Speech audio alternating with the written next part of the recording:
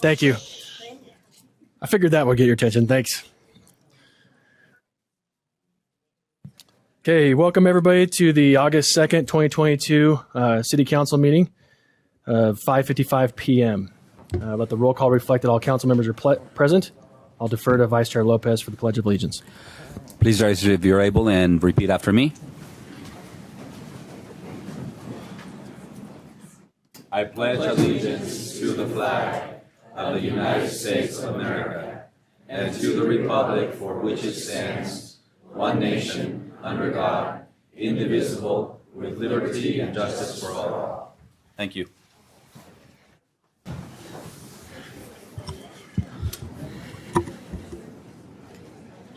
Thank you, Vice Chair Lopez. Please consider joining us for a moment of silence.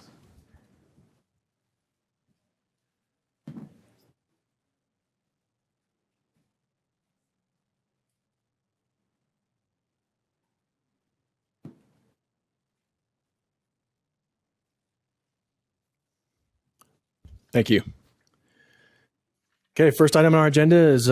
Chair, before we get started, yep. I have a couple of acknowledgements. Can we just quickly, since there's no room for us at the end? Sure. I just want to bring up that usually we get to talk about events that are happening, and there's the Ogden Pride Center, or the Ogden Pride Festivals this weekend, starting off on Friday night, going into Saturday and Sunday. So if you want to know more about that, it's ogdenpride.org. Thanks. Thank you. Anyone else? Okay. Next item on our agenda is the items listed under common consent. We have a proposed rezone of 171 Franklin Street and 162 to 170 25th, as well as a proposed street vacation of 171 Franklin Street. And Chair, this is there will be a motion to table these items to August 9, 2022. So I'll make that motion. Second. We have a motion by Vice Chair Lopez, second by Councilmember Heyer to adopt the items listed under common consent. This is a voice vote. All in favor, say aye. Aye. Any opposed? That passes. Next item is I'll consider adjournment. I'll make that motion. Second. We have a motion by Councilmember Heyer, second by Councilmember Blair to adjourn council meeting. All in favor, say aye. Aye. Any opposed? We are adjourned from that meeting. Sorry, folks. I know none of you were here for that item. We'll let the recorder get reset for our 6 p.m. meeting. We do have to wait till 6 to start. Okay. I'll just give a brief explanation. So we'll start in 2 minutes. I want to talk a little about. Okay. Would you speak up when you start? I can barely hear you. Will do. So, okay, thank you. I've got this thing like planted in my face. So we had a 5:55 meeting. State law requires that we hold the public hearing for the item that you guys are all here for, the budget, at 6 p.m. sharp. We had already noticed those previous two items for 6 o'clock as well, so we had to hold the meeting at 5:55, table those items for later. So a little bit of housekeeping. So since we noticed this meeting for 6 p.m., we're going to wait till exactly 6 p.m. to start. And it sounds like the volume has been pumped up plenty. So hang tight with us for one more minute. Thanks.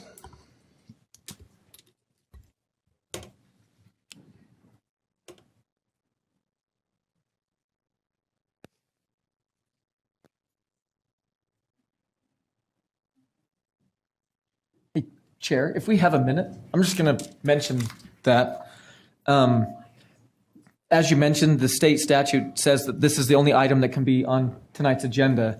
Therefore, we moved those other items, and we've also excluded public comment from tonight's meeting. So that, just to give everybody a heads up. Wait, stop. Just. Right? No. Guys, stop, please. We'll still have a We'll public be hearing. accepting public comment on the budget tonight. We will not be accepting public comment on all other items tonight because state law does not allow us to. So you all are here to speak to the budget? Yes. We'll allow for that. Thank you. Okay, you good? Thank you.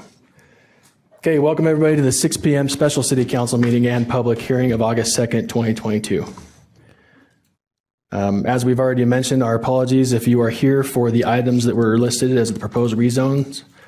on the 5:55 meeting. If you were here for those, they will be rescheduled to a later date. And as we mentioned, we will not be accepting public comment on other items other than tonight's discussion of the certified tax rate and the employee salary compensation.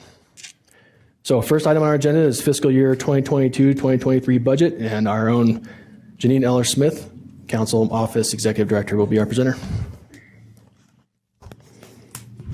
Thank you, Chair Nadolski.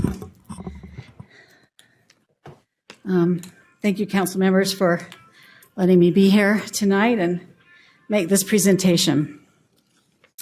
As you know, we were here on July 12th and had a public hearing that night and took some input. And based on some comments that people made that evening, I have made some adjustments to this presentation to kind of answer some of the issues that were raised there.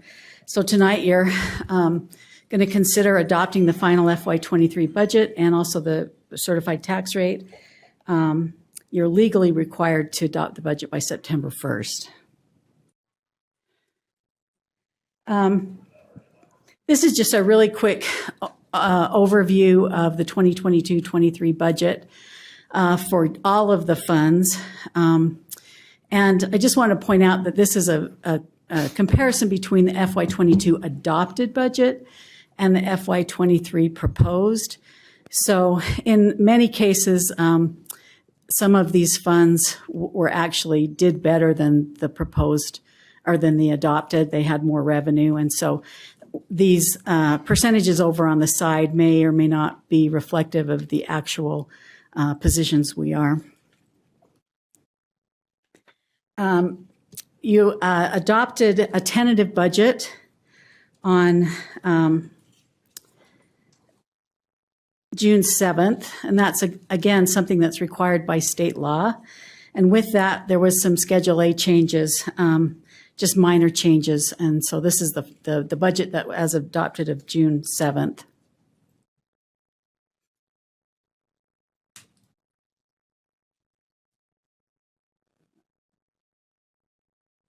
Not working.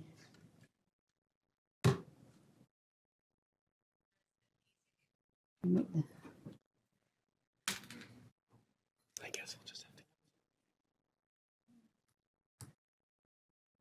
Now it'll work. Just didn't hit it hard enough. Okay, sorry. There is in the packet that was proposed for tonight, that attached to the agenda, there's a Schedule A1. This is some additional changes that come through discussions with the council and over the 6 weeks that you're reviewing the budget with the administration and the department directors. So that original proposed Schedule A1 increases the revenues and expenditures by $1.4 million. It adds 2 additional positions. There's money set aside for water conservation, increased art program funding for the Ballet Folklorico for next year, and there were some adjustments, minor adjustments to other funds. So this is, you've already adopted the RDA and the MBA budgets. Those were adopted on June 14th. The city is also a fiscal agent for Weber Morgan Strike Force. And so these are the changes that include the original Schedule A1. So on the public hearing on July 12th, several residents recommended that the city seek additional revenue rather than increasing taxes. And so I just want to address some of those other revenue sources that the city does use. So this is a breakdown of just the general fund. The general fund is the fund that is funded through property tax revenue. As you can see, property taxes fund 25% of the general fund. Another 30%, and then other sales use tax. Yet, you know, some of our residents, they're also paying sales and use tax, but a lot of that is paid by visitors and people from outside of the city that come to our city to shop. So that's a bonus for the city for that to happen. Sales tax has been really good, especially with the change to what we call the Amazon bill, so that we can collect money from all of those things that are from out of state. But you can see 30% of the general revenue funds come from other revenue. So they're user fees, they're permits, they're things that people are paying for specifically for things that they're using. With regard to grants in FY21, so this is audited numbers, the city expended more than $26 million in grants. Obviously, that was an unusual year because there's $15 million in COVID funds that the city received. But even without those COVID funds, $11 million is a lot of grant money that the city is applying for and receiving and working with. Some residents also ask for more detailed items in the budget. And so I'd just like to remind you that council spent 6 weeks studying the specifics of each departmental budget. So it's kind of hard to reduce all of that information to a short presentation, but I'll just touch on a few highlights. So of course we have in the budget the employee cost of living increases. There are 26 new positions, and there's planned expenditures for the American Rescue Plan Act funds. And there's also strategic plan projects that come. So I want to start first with, well, let me touch on those strategic plans of the ARPA funds. So we've got $12 million that are going to the Canyon water line. It's a 100-year-old water line that needs to be replaced. We've got radios and fire training for public safety. We've got community cleanup grants. We've got Flip the Strip programs. And also some of that ARPA money is going to go for grants to the community, so nonprofits can apply for that. So some of the justifications that you've heard for the past 8 weeks for employee increases is this high turnover that the city's experienced. So here's the top three reasons why people leave. They leave because they can get higher pay in other jurisdictions. They leave because they're overworked here and they don't have to work so hard and get paid the same amount in other jurisdictions. And then, of course, retirement. Can't really do anything about retirement. People go when they need to go. But this budget is trying to address some of those other issues. The salary increase in additional positions will hopefully encourage employees to stay or encourage others to come and work for Ogden City. And these are not just issues for public safety. These are citywide issues. In 2020, a document that was completed in 2019, so they were dealing with 2019 numbers, the city had contracted for a classification, compensation, and benefits study for Ogden City. And Evergreen was the consultant that was hired to do that work. They did benchmarking for all positions except the elected officials and the CAO. And they did this against other cities that are comparable to Ogden. So Provo City, Davis County, Weber County, North Ogden, South Ogden, Hill Air Force Base, South Jordan, West Jordan, Salt Lake City, and also 3 different water conservancy districts. And this all the professional positions from the attorneys and engineers down to the entry-level clerks. They did all of the positions. It took almost 3 years to implement this program. They had to do, because the numbers were so astronomical at the beginning, the administration had to slowly implement those over the 3 years. So the benchmarking addresses salary and benefits, but it doesn't, address the training costs that go in to train employees. Fire chief has mentioned that it costs tens of thousands, $53,000 to $60,000 to train a firefighter, $90,000 to train a police officer. But even the heavy equipment operators, they need CDLs, they need special certifications. All of that takes money, and once you get them trained up, you're investing in that person as an asset, and to have them leave is really not good for the city. So I just wanted to show this slide. Police, fire, and public services make up more than 72% of the general fund salaries, and 72% of the general fund is salaries. So 72% of the 72% is made up of police, fire, and public services. Public services, they're maintaining all the roads and fire hydrants. They're maintaining the parks and cemeteries. Of course, you know what police and fire do. But public services running all the recreation programs, maintaining the trails, all of sort of the quality of life issues that are important to people that live here in Ogden. CED is a smaller department, but they are working to generate new growth, which can help minimize tax increases in the future.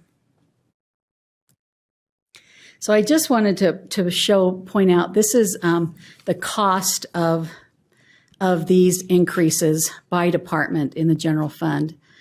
And the original proposal for the tax increase would generate an additional $3 million in property taxes, or in tax revenue. But you can see that just police and fire, it's $6 million. So even this increase in the property tax doesn't cover the cost of living for police and fire. To cover some, sorry, it doesn't want to stay there. Okay. We have some strategic plan projects. The council did a strategic plan about 4 years ago. It's about time to revisit it. But there's funding for the quality neighborhoods, for fire training tower and police and fire salary increases. For recreation, there's money for new Marshall White facility, at least some starting funds for that, recreation improvements, and capital projects that are $14 million. And that $14 million, some of these capital projects are here: curb, gutter, and sidewalk, street construction, a lot of master plan and trail enhancements, the Weaver Ogden River restoration. All of those funds are paid with other money than not property tax. They are covered with other money than property tax revenues. A lot of times we get questions about property values, and I know since the last presentation, the last hearing that you had on this, people have received their property tax notices. And I did some calculations, and average property value increase in Ogden was 34%. And I just wanted to show that elected officials aren't exempt from that. You're also having increase in your property taxes as well. The thing is a lot of times you'll say, well, you valued my home too high. But Ogden City does not value your home. If you are concerned about the valuation of your property, you need to contact the county. You can appeal that. Those appeals are due by September 15th. And Weber County has a really great website that outlines all of the things that you need to do to file those appeals. They also have a tax relief program for certain people if you qualify in certain areas. If you want to apply for the tax relief program, those are due September 1st. And these are available to deployed military personnel, to veterans with disabilities, to the blind. They have what they call a circuit breaker. This is for homeowners and renters.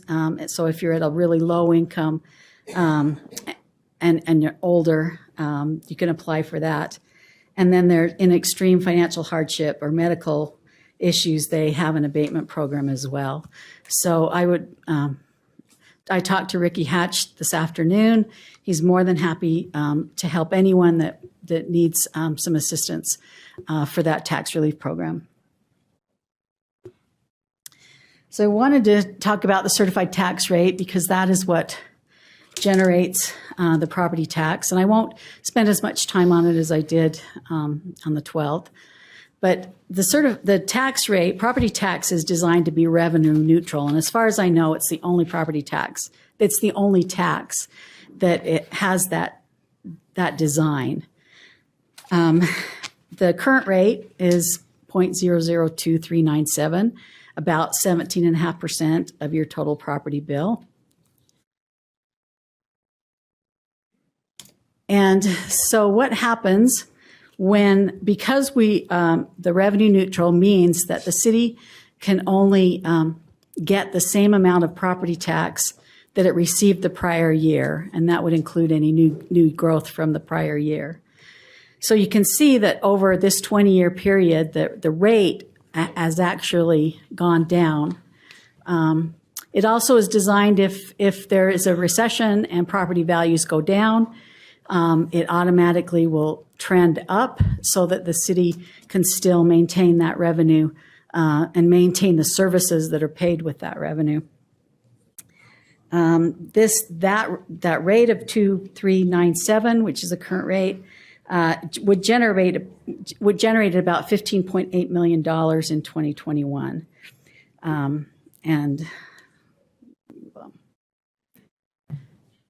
So I wanted to show you, we kind of get questions about, why is my taxes keep going up if the rate keeps going down? And this is, and I don't mean to be condescending, but it's a really difficult thing. I've been trying to figure this out for about 6 years, and I think I've almost got it figured out.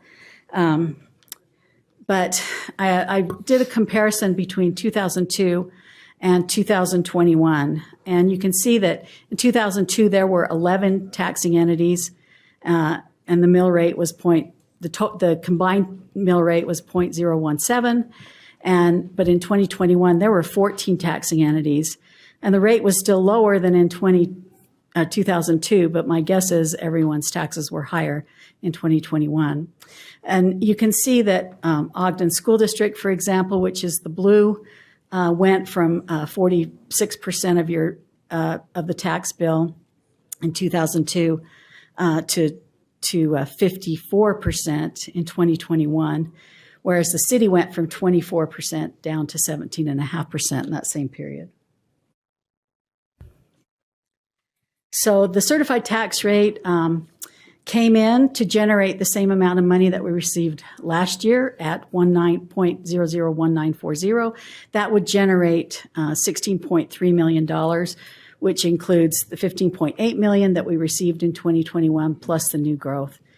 And then the proposed rate from the administration and the mayor was 0.002306, so lower than the current rate, but higher than the tax rate that came from the tax commission. And that was going to generate an additional $3 million for a total of $19.3 million in property taxes. So one of the other things that we heard from residents in July was, you should really just cut costs instead of raising our taxes. And if you'd sat through some of the presentations from the department directors, you would know that they are constantly looking for ways to use the money that they have in the most efficient way, and either through cost savings or cost avoidance measures. So one thing that public service director has done is, hire in-house engineering and inspection, and we have in-house trades. So plumbers and a plumber and an electrician, and not only do they do great work, but they're also available. You don't have to wait for them to come and make some changes. They're finishing up their remote water meter reading program. They've done some work with energy savings. They're installing automatic irrigation systems in all the parks.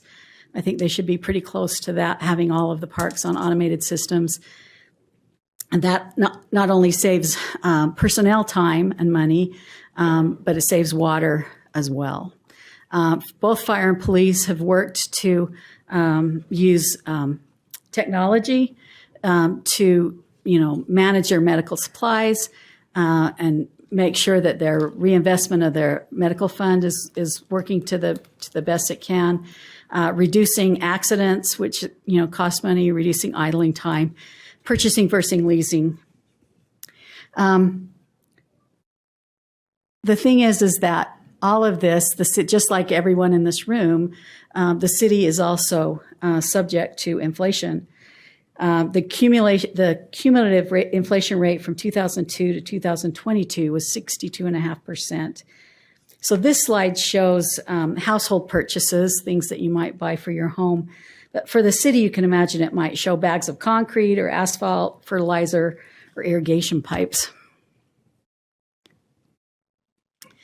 I've done this for the few years that you've done a tax increase to show the present value of money. So take that 2002 property tax revenue and bring it up to current present values to show you what the difference was. So in 2016, when the city council did the very first tax increase that it had done in close to 30 years, we actually had less money in 2016 than we had in 1996. So this year we're doing much better with the increases, especially in sales tax. With the property tax, it shows 22% higher. That does include the additional $3 million that is proposed for the tax increase. Without that tax increase, if let's say if we reduced it to 16.5%, it would be about 16% change. So as we've had these discussions, the administration initially in May made the proposal for an 18.83% increase in the rate, and that would have an impact on an average property in Ogden for about $83 a year, or $688 a month. The council had a lot of discussions about this. Direction to the staff were that employee salary increases were a top priority. You didn't want to do anything to impact those. You've all talked about the need for periodic property tax increases as necessary for the financial sustainability of the city. But on the other hand, you do recognize the impact on residents and businesses, and you want to be responsive to the public. So you requested an alternative proposal, alternative to the 18.83% increase. So in working with the administration, we made a proposal, and they came back with one that was same, but made a same rate, a 2% discount basically. And that would put the proposed tax rate at 0.02267, and it drops the impact about $10 a year.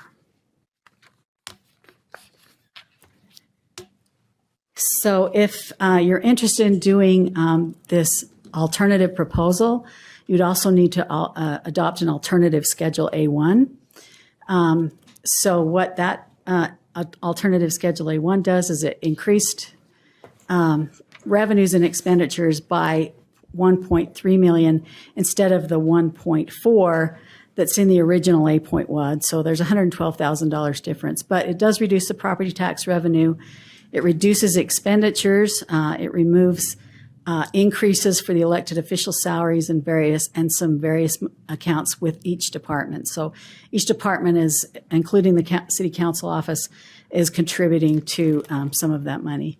And then there's use of fund balance for some one-time expenses. So possible actions for you tonight is approve the original proposed ordinance with the 18.83 tax increase, and that would be the original Schedule A1. Or you can amend the proposed ordinance to reduce that tax rate and then use the alternative or substitute Schedule A1. So you have other options available. You could amend the proposed ordinance to a different reduced tax rate. That would, as staff, we'd have to scramble a little bit to figure out how that impacts the budget. And I put in really tiny letters, you could also continue the public hearing. So that's my presentation on the budget. So I don't know if you have any other questions. If you don't, I can move straight into the salary schedules. Questions for Janine? Okay, go ahead. Thank you. Thank you. So as I mentioned, the Evergreen study for the employees was completed in 2019 and presented in 2020. And this year, the council office actually asked Evergreen to complete a benchmark study on the elected officials and the CAO, because those were not done in that original study. The Evergreen study for the employees, like I mentioned, it was implemented over 3 years. There was an initial increase for everybody, and then phase 2, they moved to correct ranges. And that didn't necessarily mean automatic increases. Some people got them and some people didn't. And then in phase 3, they moved everyone into the correct step and recently got the 2% increase. So there are 4 salary schedules for the regular employees. So there's non-merit special employees. Those are essentially the salaried positions, at-will positions. And that includes a 13% increase across the board for those positions. Then there's the other non-sworn hourly employees that in the ranges from G1 to G39. That includes 13% increase to ranges. Then the police, sworn police, have their own salary schedule. That includes an 8% increase. And the reason that's lower than others is because the police also got an increase last fall that other employees did not get. And then the sworn fire is a 14% increase to the ranges.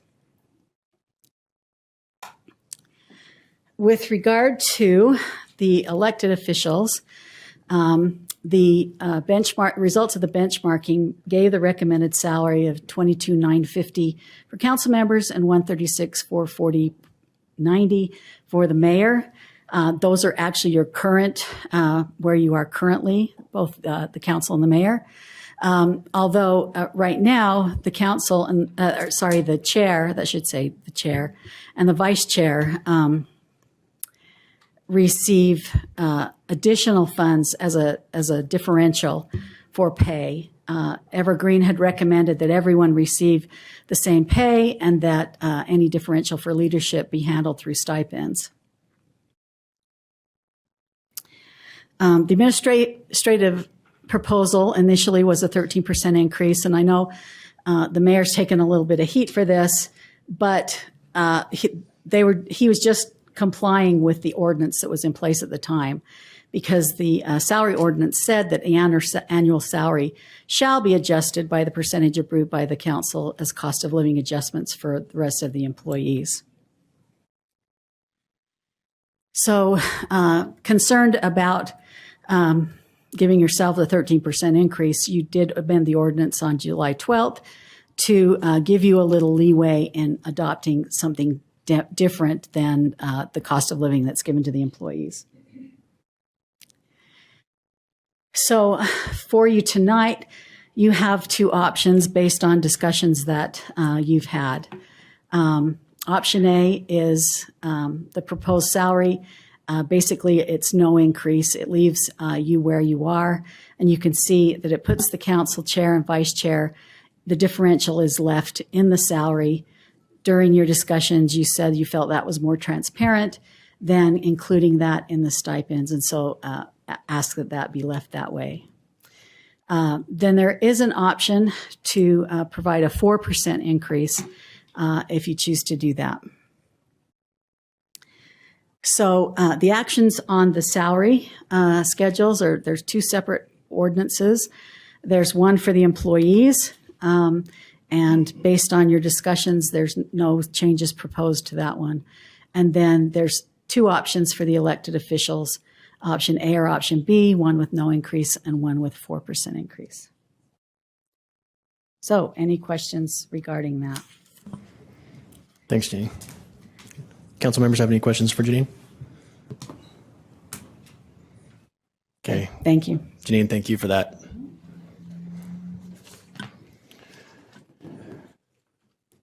Okay. This is a public hearing, so before we start, I'll read our civility statement. The council appreciates public comments and participation. We request that an atmosphere of mutual respect and civility be maintained during our proceedings tonight. Elected officials, city staff, presenters, and citizens shall be dignified, respectful, and courteous during city council meetings. The city council values all opinions and points of view as long as they are presented in a civil manner. The council will not tolerate personal attacks, rudeness, disrespectful comments, insults, name-calling, or belittling comments. We desire to maintain an environment where everyone feels safe in expressing their opinions. Clapping, shouting, or booing during meetings is not prohibited. Okay. We've got a lot of people here tonight. This is a public hearing. If you wish to address the council on the fiscal year certified tax rate and budget, on the non-merit special employees, general employees, sworn fire and sworn police salary schedules, as well as elected official salary schedules, please come to the microphone, state your name for the record, and limit your comments to 2 minutes. We'll give everybody 2 minutes tonight to speak on these items. It's 2 minutes tonight. We allow up to 3 minutes. We have a whole room full of people. So to be respectful, we recognize that a lot of people want to speak tonight. And so we'll do 2 minutes. Welcome. Thank you. You're very brave. I am. My name is Trini Gary. I work for the Ogden Police Department, obviously, since 2005. I have lived in Ogden since 2014, since I got divorced. So I am single. I own my own home. It was built in 1924. I love it, but it costs a lot to fix up. So I'm doing that all by myself. So I kind of wanted to get up here and just say why it's important for me to get the raise. Since I've been on with Ogden since 2005, when I came on, there was the freeze for about 5 years where we didn't get anything. And over the past few years, I have been very grateful for the raises that we've got and what you guys have done to help us. This would just further help somebody like me that's single, has one income, not two, working on a house, paying the bills. Everything's gotten more expensive, obviously, since COVID.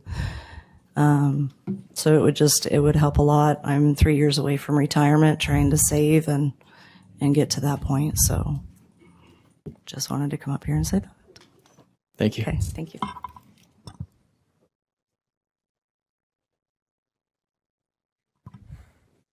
Here we go again. Welcome. Hello. Thanks again for having me. Alex Sanders is my name. I'm the president of IAFF Local 552 here in Ogden. That's the union for firefighters. I've got some visuals here. I don't know if I can pass these out to you all. Brandon. Yeah. Don't you have to say if you live in Ogden or not?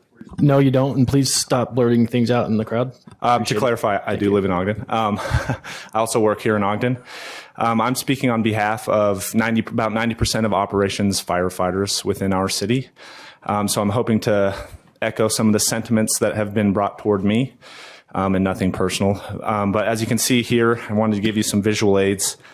Of the 7 different categories, our employees are getting paid below average in every single one. And 4 out of those 7 categories were dead last in the cities that we've compared to in this study here. This is post the Evergreen study, and obviously pre the 14% raise that's being discussed here tonight. Should we get this 14% raise, that would bring us to about average, in some instances above average, and in some instances still below average after the 14%. So basically what I want to say is that in order to retain qualified employees, in order to protect our public here in Ogden, it's absolutely imperative that these raises happen. As I mentioned in the last city council meeting, we are hemorrhaging employees. In order to stop the bleeding, this has to happen.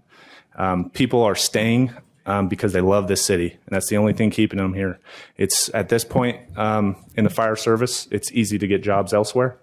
And in order to maintain a quality of life, that's what people are having to do. So thanks again for hearing me out, and this 14% raise means a ton to us. So thank you so much. Thanks, Alex.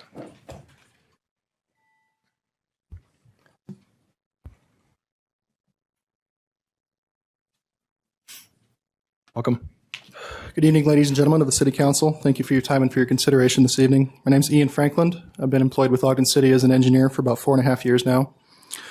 I've truly enjoyed my career with Ogden City so far, and I consider it a privilege to work with some of the finest people that I've ever met. Unfortunately, though, I've noticed a considerable amount of turnover within the Public Services Department, particularly with maintenance-oriented positions. I also happen to know several engineers and construction inspectors who have left Ogden City for employment with other municipalities based on compensation alone. In my opinion, Ogden City should be drawing in good employees and good workers rather than losing them to other cities. I don't want to waste anybody's time with hearsay or my personal anecdotes, so I've done a little bit of research. I get emails every time there's an open position with Ogden City, and so I searched through these emails dating back to August 8th, 2019, so about 3 years, and I counted up 27 open positions from the Water Division, 51 from Fleet and Operations, 35 from Parks and Recreation, 29 from Police and Fire, and 10 from Engineering, and that's a total of 152 open positions. The vast majority of these positions were maintenance-oriented. I saw a great many water maintenance tech 1 or 2, fleet mechanic, solid waste collector, recreation cemetery maintenance positions. I also get emails for the retirement celebrations. I don't recall seeing 152 of them during my time here with Ogden. I work hard for the city engineer and for the people of Ogden, and I take pride in my work. However, I believe that my efforts pale in comparison to those of many of the other men and women in this room today. These positions and the men and women who fill them are a crucial part of Ogden City. These are the people who are on call and repairing burst water lines at 2 a.m. in January, collecting the city's refuse when it's 102 degrees out, keeping our communities safe, and ensuring that our roads and public utilities are maintained. They're the first ones here every morning, and they're the last ones to leave every evening.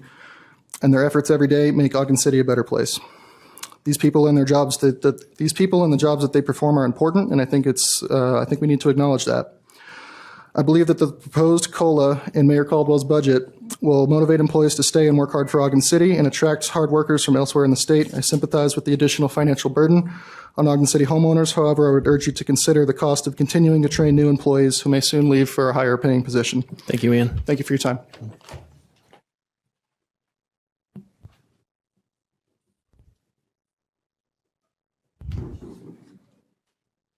Good evening. My name is Christy McBride. I'm the Arts, Culture, and Events Division Manager for the city. I've been with the city for close to 10 years now.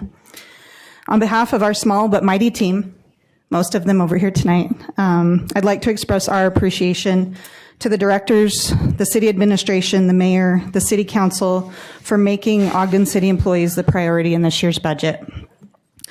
The statement that you are making to these individuals is that you value them, you value their work, and you value the service that they can provide to our community. This would be a great boost for our individual employees and their families, but in addition, the positive ripple effects would be seen citywide.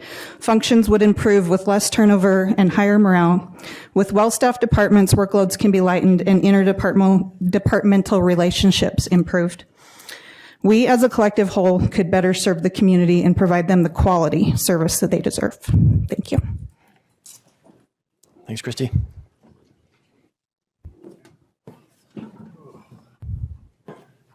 I'm Joe Bauman. I'm a long resident of Ogden City my entire life. I just wanted to break the chain of all the city employees. And Mr. Lopez, I wanted to congratulate you for thinking out of the box and realizing you're an elected official and not an Ogden City Corporation employee when you were quoted in the newspaper about not suggesting a raise. I appreciate you doing that. Mayor, happy to see you here this evening. We missed you last meeting. There were a lot of heated discussion going on, so we're glad to see you here this evening. The comment I have to make is that one of the police officers made a comment last time that Ogden City is so expensive that he couldn't afford to live here, so consequently he had to move up to Tremont. And as a longtime citizen here, and there's a lot of older retired people now living on fixed income, I wonder what's going to happen when property taxes and the rates are up. And it's not just Ogden City. There's 5 other entities that are raising taxes, the school districts and everyone else, water districts. What are those people going to do when they're going to say, I can't afford to live in Ogden. I got to move someplace else? Are we going to end up with a ghost town of just young people that live in these high-rise apartments that they're building all over Ogden City? And nobody owns property anymore but the apartment owners, and they're tearing down dwellings all over the city and building these apartment complexes to put them in. So I commend all the police officers, the fire department. They definitely need a wage increase. I'm all for that. I just think that the percentage, and I made a comment also that I think it ought to be equal across the board, so that the low totem corporal gets as much as the fire chief per hour as a cost increase wage, which will make it a more equitable straight across the board, and it'll fight inflation for the lower paid individual and take care of that for them. My time's up. Last time I went over, so I'm going to adhere to the time. Thank you. Thank you, Mr. Plumman. You did a good job. Welcome. My name is Ron Parr. I live in Ogden, Utah. I just have some comments. According to U.S. News, money, the average Social Security check in 2021 is $1,675 a month. In January 2022, there was a cost of living adjustment of 5.9%. For somebody getting a check for $1,675, that increased their check by, I think I figured about $1,185.90 a year. I did a little research last night. I went into transparent.utah.gov. If I applied that 5.9%, and I won't mention any names, though it is a public record as far as what employees and people within the government of Ogden City make. If I applied that 5.49%, that would have been an increase for $14,109 for the highest paid person here in Ogden City. I'm against across the board cost of living raise.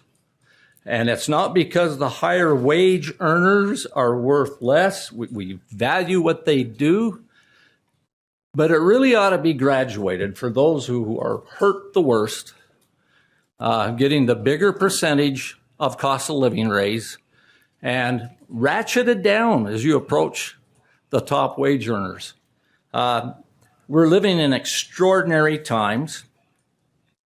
Cost of living is, in my opinion, greater, and I'm out of time for everybody, but it hurts those who make the less. Thanks, Mr. Park. Chair? Yes. May I make a comment? I don't know, what's that noise out there? I don't know if it's a phone. I think we've got a lot of people that are trying to track on the meeting, so they're listening to it live. Oh, okay. All right. So, nothing we can do about it. Thanks. Thank you, Chair. Mm-hmm. Okay. Anybody else? Come on up. Council, Mayor, Mark, Janine, thank you for your presentation. Oh, Janine, thank you for your presentation, Gary and Glenn. My name is Lisa Brinkerhoff. I am an employee of the city with public services. I've been here almost 10 years. It'll be 10 years in November. There's some things that I think we all have an opinion on. I wanted to share my actual experience. First, I want to thank you all for considering this proposal. And I hear much of the public comment that's opposing it, and believe me, I understand what everybody's going through, the level of uncertainty that we're all facing right now. I understand that. Over the past few years, I've seen burnout in the eyes of many of our department employees, and it concerns me because I care very much about these people.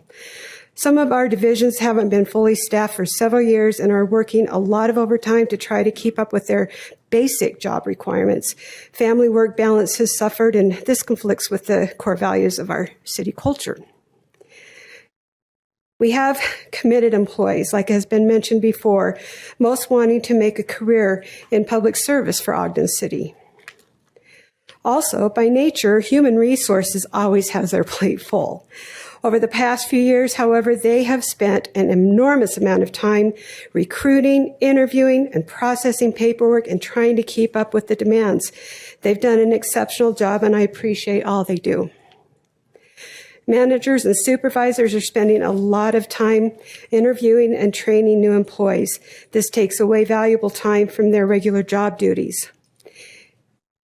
If the high cost of this turnover is considered, it should make the decision much easier.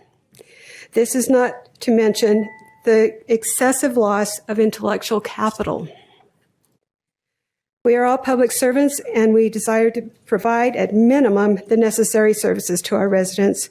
With our population continuing to grow and our aging infrastructure, the demands continue to increase, and we are trying to do more with less. Thanks, Lisa. Thank you. Thank you. So appreciate you guys are starting to form lines on these two sides. We'll just go back and forth. We'll go to this side, then to this side, then this side, that side.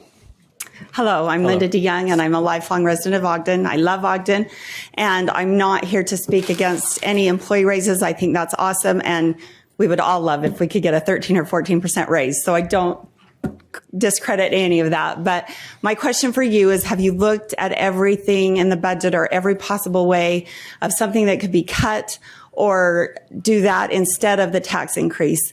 I speak for my mom and her friends that are, like you've heard, seniors living on a fixed income. In my work, I hear every day about people struggling to make it. When you gave the cost of living that you're paying more for city things, of course, all of us are in our personal lives. In our homes, if we want to make a big purchase, unfortunately, we can't go ask our boss for a raise to be able to do it. We have to look where we can cut and what we can do. And I just ask that if each of you would please look at every possible way, or if there's a program or something that would be better to do without rather than a tax increase at this time. Thank you. Thank you. Hello, my name is Roger Twitchell. I was born at the top of 23rd Street, as far as you can go. And my question's of a little bit different nature, perhaps, but I'd like to know if all property is evaluated the same for taxation purposes. I've noticed maybe several dozen new apartment buildings around town, and it'd help me to know if I'm being taxed at the same rate as those owners are and how it relates to business taxes too. Thank you. Janine, did you write that one down for? Good evening. I'm Gary Bell, 4551 Taylor Avenue, Ogden. 20 years ago or so, for 20 years anyway, my wife and I lived in the state of Washington, and in King County, Seattle and the surrounding area, the city and county got together because some elderly widows and single people were losing their homes, not being able to pay their property tax. So they devised an ordinance, and it had three parts. One of it was you had to be over age 60. You had to live in your house for 9 out of 12 months, and you had to have a combined salary that was less than $67,000. And this way you could defer your property tax for an unlimited amount of time. And it was with interest, however, and there was a lien on your property. So if at the end you passed away, then that would be taken out of your estate. You could pay at a later time if you wanted to. But it was a win-win for everyone because the county was paid. They were paid in full with interest, and the owners were able to stay in their houses. They had many elderly people who would otherwise be thrown out. I'm 81 years old this month, and I request a kind of a deferral program of that type. I'm sure that if Seattle and King County could do it, that Weber and Ogden could pull that off. I would hope that you'd be able to do that. I looked up that if current trends continue, my property taxes will be $10,100 in the year 2028 with the present trends. And so it would be helpful if you could, produce a program that would be able to defer that for people such as myself. Thank you very much for your attention. Thank you, Mr. Bell.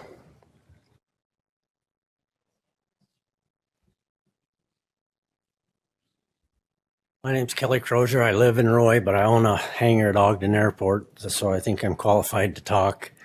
You kind of threw a double-bladed sword at me. I get to get it over in 2 minutes rather than one, but I think it'd be a travesty to spend any money at all on the terminal building at Ogden Airport for the simple fact it'll be nothing but a vacant building, a vacant parking lot. You've spent hundreds of thousands of dollars to have people tell you what you want to hear. An example, John Greener presented a presentation to you, advertised 12.4 flights a day with 1,250 persons rounded off. That's the equivalent to everybody in Ogden flying 5 times a year. That ain't going to happen, period. Okay, you've had 2 carriers here. They both left because of lack of interest in flying in and out. Okay, now you're being told that Spirit Airlines is interested in coming here.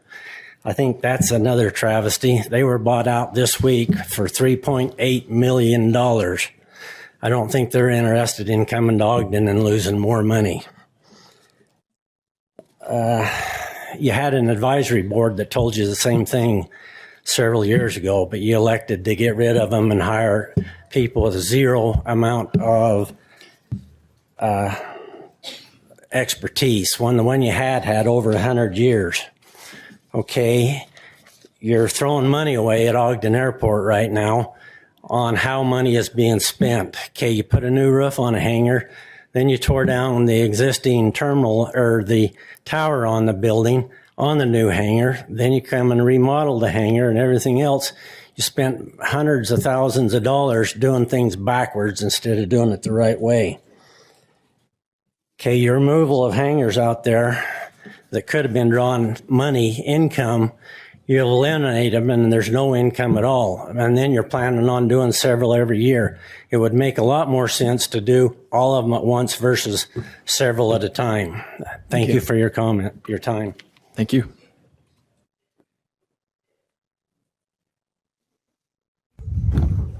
Good evening, Jace Reineveld. I live at 2545 Eccles Avenue.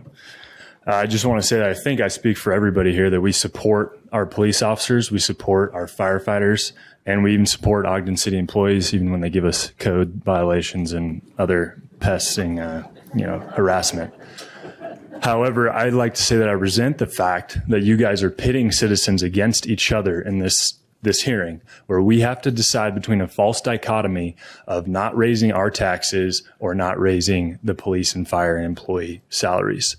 There's plenty of places where you guys can cut the budget, and I think there's room for volunteers to step up and do things.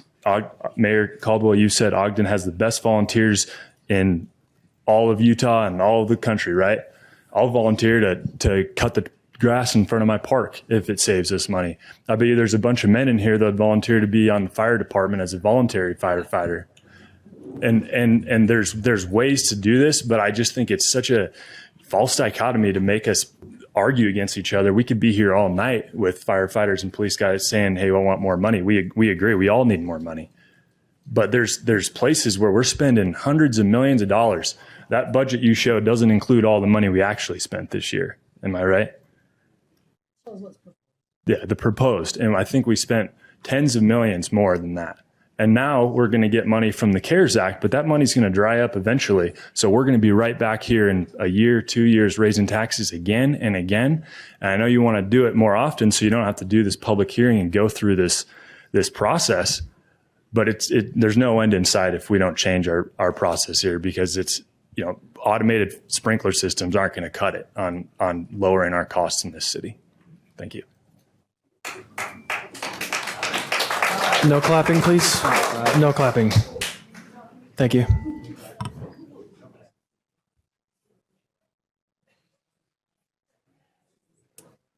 I am Diane Countryman, and I have been a resident of Ogden City for 40 years. I am also on a fixed budget, so I don't know where I'm going to get the money for all these taxes, because it's not just Ogden City. Okay, thank you. Oh, there is a difference. Okay. But I would like to propose a suggestion. So, in my entire career, whenever I've been trained on something, I had to give so many years back to my employer. And if I've left before that time, which I have done, I've had to pay back that money. And even in the military, when I was sent to specialized schools, I had to sign a contract for so many years. And if I did not fulfill that contract, I had to repay the difference of the training. Now, that's a lot of money for our firemen and policemen. And for them to turn around and after they're trained, go work for other states and counties, that's just a constant drain on our budget. So I'd like that to be considered as part of the solution. Thank you. Thank you.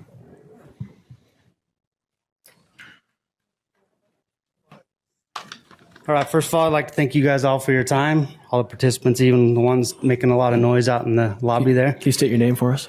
My name is Nick Mahosky. I'm an employee for Ogden City Community Development. While me being here may seem to be biased, I do believe the purpose of this taxation reaches further than employee compensation. The upward trend of cost of living has far outreached the city's capability and agenda over the past many years, far reaching past previous regimes. Now the city's left with this situation where an increase to bring it up where it seemingly should be leaves citizens wondering why the high tax increase. Had the wage increases for employees ticked upward along with the trend, today would not seem so difficult. In addition, better compensated and better trained employees yield a far better city to experience for residents and visitors. Since my employment, I've seen many employees get hired, departments have incurred costs to properly train them, and those properly trained individuals have left Ogden City only to receive higher pay around other surrounding cities, some smaller cities. It'll continue to be an ongoing expensive process to train roughly 4 employees for the same job during this rhetorical duration, but only for a fraction of skilled performance to show for it. It's a mutual benefit to citizens and employees to have a happier, more experienced, and adequately compensated employees. I'm happy to say that I stand here with at least 2 of those previously mentioned characteristics. Thank you. Thank you.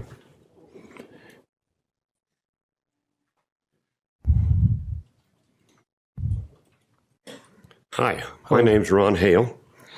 I live on the east side of Ogden, and I'm here to speak out against the proposed property tax increase. Who are those that are going to be most affected by this increase? Think for a moment what's going on in our economy. Inflation increases, food's gone up, gas has gone up, wages have actually increased. Those families who are working can actually pay these wages. Fixed income families have less than they would have a year ago.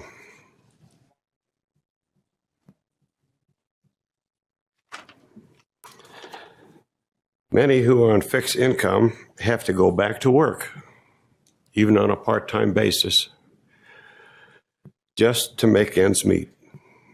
That's before the property tax increase.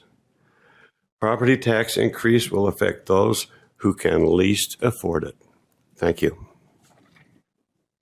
Thank you.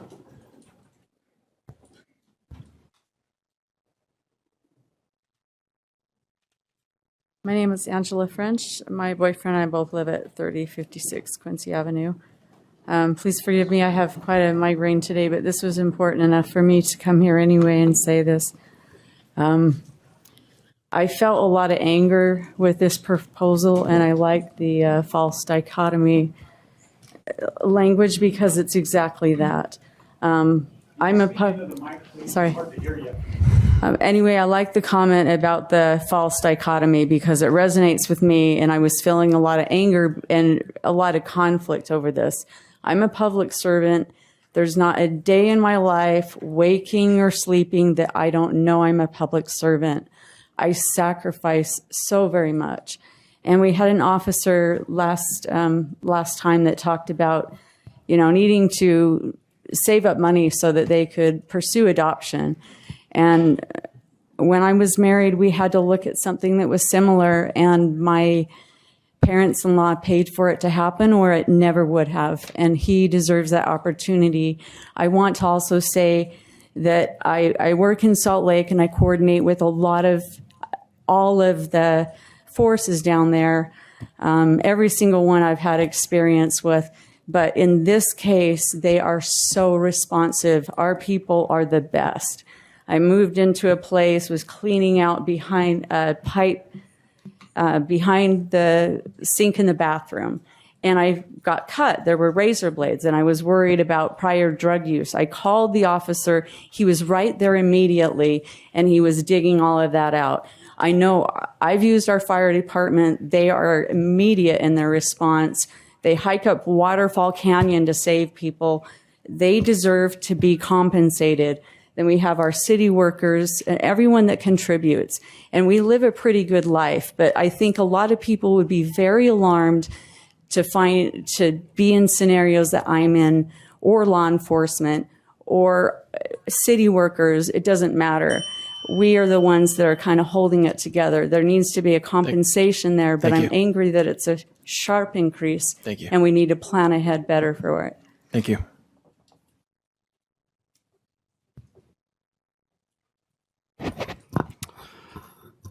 Chair Nadolski, members of the council, thank you for this opportunity to address you. My name is Justin Anderson. I am the city engineer. I'd like to thank the police and fire employees. It is an honor and a pleasure to work with them, but I would specifically like to address the general employees, the ones who pick up your trash, make sure you have water, make sure that you can safely drive to places. These are things that people use every day, not just in a case of an emergency. They need them every day, and it is an expectation that they are there every day. I recently just had an employee leave me because of pay and workload, July 11th, actually. And even with the pay raise, he's still going to be making $20,000 more than the pay raise would give him. I know there's residents that stating their displeasure with the increase, but I would ask the question, what services do they want to go without? Or how long are they willing to wait for those services? As we all know, there are other communities and organizations willing to pay for qualified employees. And as I look around at these communities, there's like Clinton, Kaysville, Brigham City, Clearfield. They are not communities that are bigger than Ogden, but they are willing to pay more for the qualified employees. And then to address certain employees make too much, or what is the worth of an employee? I would ask, would the citizens of Flint, Michigan, or Jackson, Mississippi feel differently about the worth of an employee? I think they would. Because if we had to hire out these services that we do here in-house today, they would be 4 to 5 times more money than what is being the cost of to have these employees. And so I think the employees of Ogden City have taken great care. They work hard. They love the city. And I would ask that this care and love is reciprocated to them. Thank you. Thank you, Justin.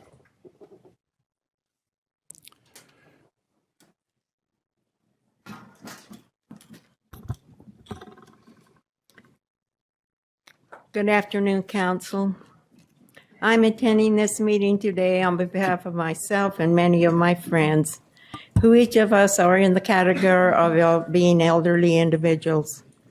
I have received many calls of inquiry since receiving our 2022 notice of property tax valuation and tax changes. My friends and I are in the state of shock as we attempt to digest the increase in our property tax. Articles I have recently read in our local newspaper indicates our city employees are in need of another raise in order to remain in their current positions of employment within Weber County.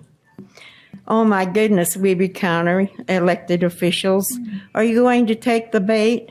How nice it would be if our elderly friends and myself were granted the same privilege to demand a raise in order to meet our property tax deadline. You see, Weber County officials, the elderly on fixed income, and I repeat the word fixed, since we do not receive a raise. What amount of COLA increase we receive is automatically deducted to cover our health insurance. It is hard to comprehend with all the price increases we have experienced at the hand of Joe Biden and his affiliates. Why in the world would Weber County expect the people to absorb a ridiculous raise in our property tax? Do they assume the people can pull the increased money from the sky? I was intrigued at the chart on our tax notice, which indicates 56% of our tax dollars goes for schools. Why on earth are we attempting to replace so many schools in such a small time frame? As for myself, I have no children or grandchildren in Weber County schools. I'm 84 years old and have many years in support of schools. I personally not do feel responsible any longer to accept proposed tax increases. Thank you, ma'am. Thank you. Can you, before you step down, can you please state your name for the record?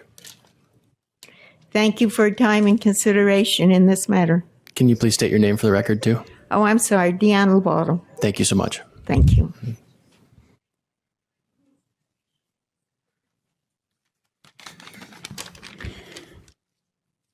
My name is Brian Einen. I work for the Ogden City Police Department as a captain. I would like to thank you for this opportunity. Thank the council members and Mr. Johnson and Mr. Mayor. I'm speaking on behalf of Chief Eric Young. He is unable to make it. He's in a conference and his internet went down. So he has asked me to step forward and speak on behalf of him tonight. I just have a couple of points to make. With the first phase of the raises that were given last fall, we went from a 20 officer deficit to 1 officer. We are on track currently to have another 18% reduction in Part 1 crimes in the city of Ogden. There's a direct correlation to that. Although we're still a little bit below, we are extremely competitive, and this competitiveness will continue to bring highly qualified officers to the city of Ogden to work with the highly qualified officers that we have now.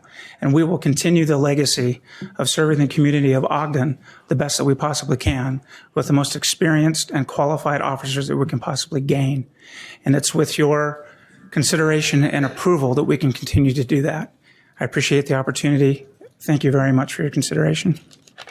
Thank you, Captain.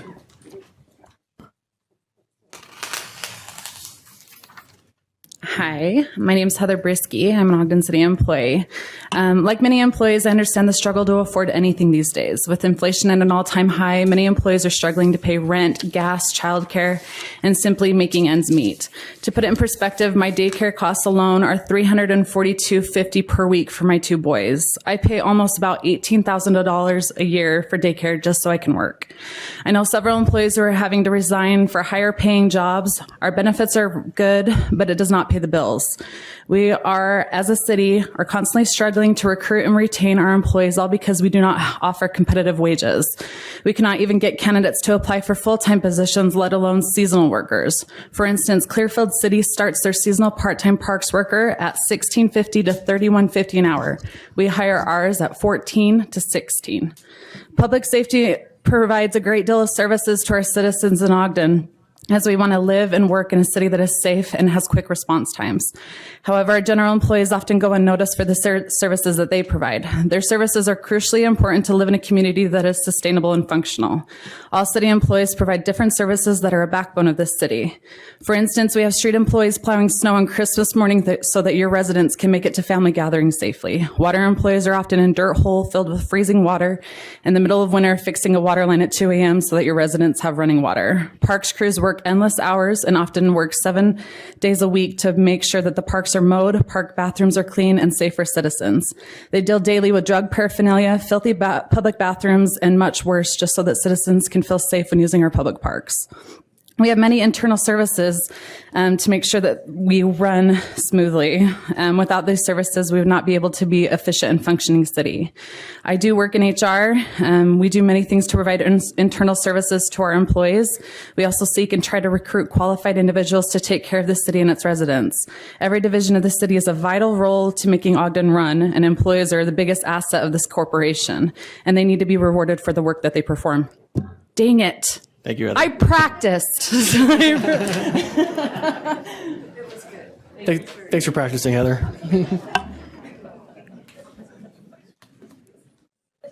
Hello, Council. My name is Dale Parkinson, and I hail from Richard Heyer's neck of the woods. I'm one of those people that is on a retirement with fixed incomes. And you are going to improve the lives of 650 people, and I have no qualms about giving firefighters and policemen raises. I was a firefighter myself. But you've got to look at the other 650 people there, but you look at the other part of the equation, that in the city of Ogden, there's approximately 9,000 senior citizens who are in fixed incomes, and they're not getting 14 and 13% raises to pay for their taxes.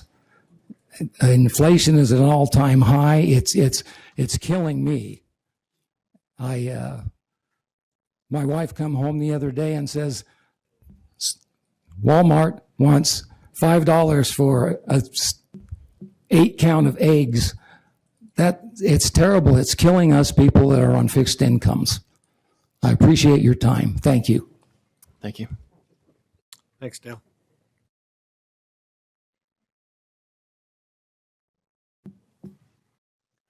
Welcome, Chief. Good afternoon, council members, elected officials, appointed officials. Thanks for your time. Yes, it matters. Paying public servants market wages is critical to the success of the service provided to their residents. Competition for quality public servants has not been higher than now within the 43 years that I've been this member of this group. It is essential to compete for quality, committed public employees. They are local government's most important asset to success. It matters if we can compensate our information technology personnel to provide a secure computer program and properly serve and protect their citizens and their private information. It matters we have qualified and technically competent mechanics to ensure emergency and public works vehicles are operable and reliable. It matters that we have public works personnel who deliver quality water transportation routes and remove sewer and garbage timely so we can take them for granted each and every day. It matters that we have qualified finance personnel to understand government requirements for transparency and ensure proper stewardship of public funds. It matters we have expert government legal counsel to protect best interests of the city and their residents. It matters we have trained and qualified personnel willing to have guns pointed at them and willing to sacrifice their life to keep us safe. It matters to have qualified, properly trained, experienced paramedics, EMTs, and firefighters willing to ensure the best chance of survival and putting themselves in harm's way while performing these duties. Having the pleasure to serve Ogden City as their fire chief and as a city resident, I understand the general frustration anytime taxes are higher or proposed. However, Ogden Fire Department has a reputation of a great place to start your career and become trained and experienced in your craft, but it does not have a reputation of finish your career here. One simple reason is we're not compensated at levels like other Wasatch Front fire departments. This COLA is really a market adjustment to be competitive with our neighboring cities. We have an older community and demographic issues that continually demand more of our firefighters. To maintain a qualified firefighting workforce, compensation must be like other communities along the Wasatch Front, or quality of service delivery will fail. I'd like to thank the City Council, Mayor for their willingness to take on this difficult and tough community issue. On behalf of all current Ogden Fire Departments, other department personnel, there's not been a more important issue in front of you that will affect our ability to serve at this one in the recent years. Thank you. Chief, before you go, I know you're fired up, but I also know you're new to this. Can you state your name for the record for me? Mike Matthew. Thank you. Ogden City Fire Chief, 1860 Wasatch Drive. Thank you, Chief. Took him 43 years, but you'll get used to it. My name is Sharon Young, and I'm another one of those old people that are here. I'm not really here to say anything other than just thank you to all of you for the time that you spend in our behalf. And I know this can't be a really easy decision for any of you, but I am just thankful that you're willing to put your time here for us Thank you. Thank you. Can I clap for that? No, but I wish we could.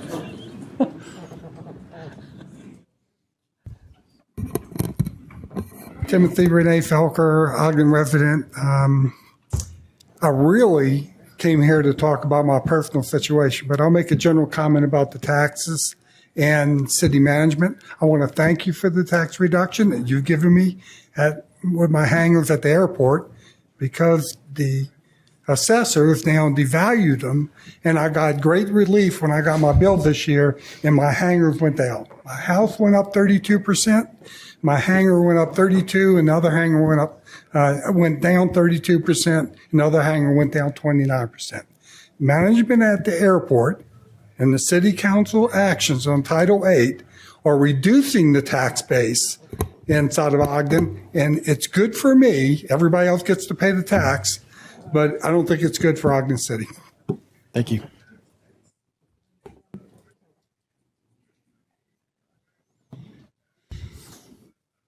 My name's Keith Ellowell. I work for operations. Thank you, Mr. Johnson, Mayor, Council. Excuse my voice if it cracks. I've been here 29 years. This is the best thing I have seen yet. It's been pretty lean. Man, pretty scary up here. So you're doing the right thing. Maybe the employees stay longer now, instead of turning around every couple of years, because they got something to look forward to, some care. Thank you. Thank you, Keith. Thank you.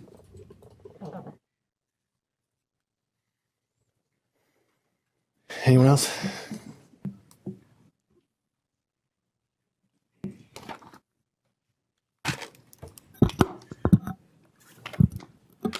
My name is Cullen Chapman. My family has lived here for 61 years. And in the last 10 years, my property taxes have gone up astronomically. Last year, they went up 25.1%. With your increased budget and the increased budget for the city school district, they're going up another 25.8% this year. Your budget may be increasing by only a certain percent, half of that. But for those of us that are retired and on fixed income, the increase in our property values means that our property taxes are going up twice what your increases are going up. And even though we're having a slowdown right now, Ogden is going to increase its property values because Salt Lake City is so high in their property values that Ogden is the only place they can go to next. There's a circuit breaker program that the state has offered for retirees. They haven't increased that amount of money in years. I am asking the city council to consider a similar discount for those of us who are retired so we can take a deduction on our city taxes. If you don't do that, I'm going to be taxed out of my home. My parents died in that home. I hope to die in that home. And the way it's going, you're going to just drive us out.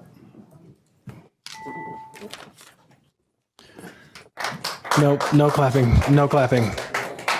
Thank you. We're not going to clap for either side of the discussion tonight. That was something that we asked for early on. We appreciate if you would respect that request. Thank you. Go ahead. My name's Tyler Andrews, and I work for Code Services here at Ogden City. I've only been here a couple years, but the first day that I was here, I was welcomed to the family by many people. And at first I thought, how bizarre that I'm being welcomed to the Ogden City family. It is not bizarre after being here a couple years and making friends, people that we are excited to see, not just fellow employees that you wave to and shrug as you walk down the hall. You know, we are truly an Ogden City family that works here. All the different departments working hand in hand. What I've noticed about the Ogden City residents, that they stick together. They find a way. They too are a family. I'm not here to say that I need a raise. We need to increase taxes. I'm not here to say I don't want senior citizens to go without our services. Heaven forbid they're trapped in their houses because snowplow, or they can't get water. You know, all these services that a city is entrusted to provide. I'm not here to say that. I'm here to say thank you for welcoming me to the family, welcoming me to the community, and I put my trust in the city council and our elected officials that they will make the right choice for our family. Thank you.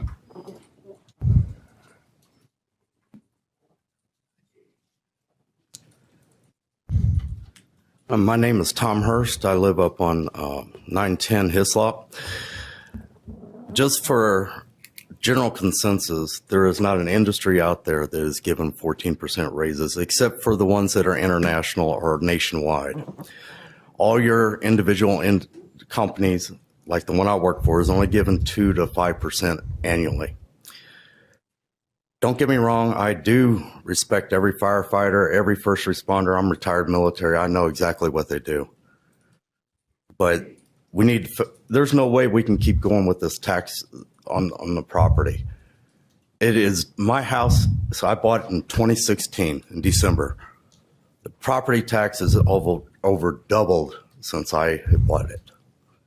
So, you know, when you start thinking about 14, 15% for people, the rest of the world's not doing that. And most people don't ever come close to pay that kind of money. Most people, especially these young families moving in, there's no way. They can't barely afford a house. Now you want to say that my house is worth $500,000? It wasn't even worth $200,000 when I bought it, but I wanted to be here. The bubble's going to pop. And when it does, are you going to come back and redo all of our taxes again? Lower stuff, or you already got it fixed where it never comes back down? And you think about that before you start making these decisions. You know, you are elected in. So think about it. Thank you. Thank you.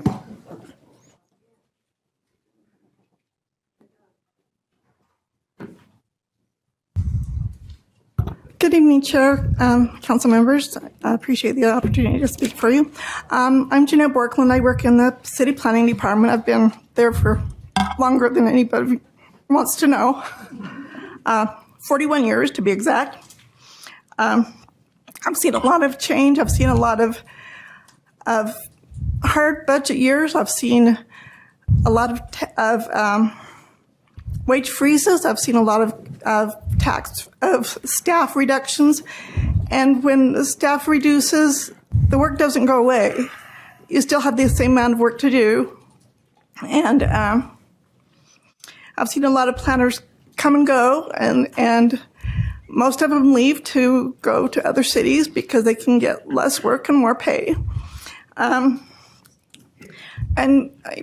You know, nobody wants to see taxes go up. I get that.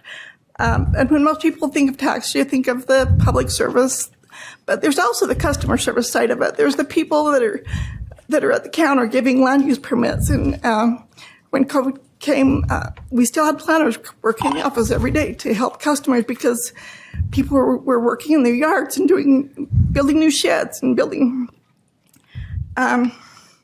new fences. We were able to keep going and have our public meetings and make decisions, and nothing stopped. I appreciate the opportunity to know that the current administration and council values our employees, and appreciate your time. Thank you. Thank you, Jeanette.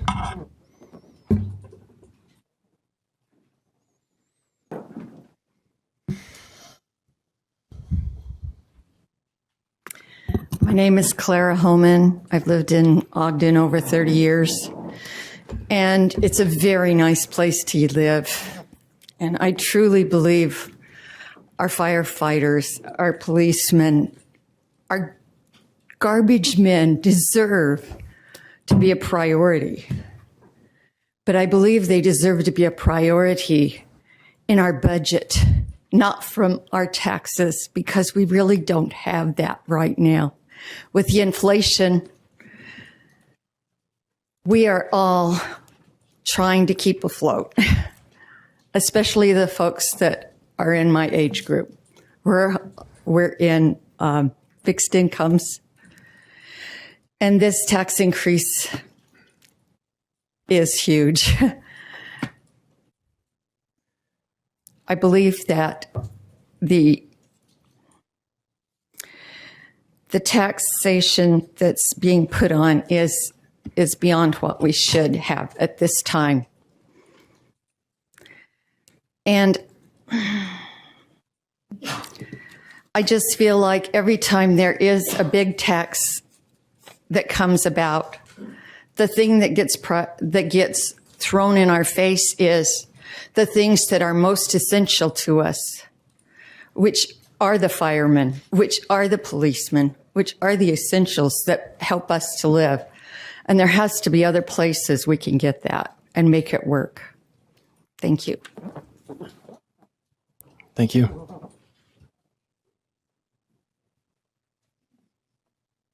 Linnell Jensen.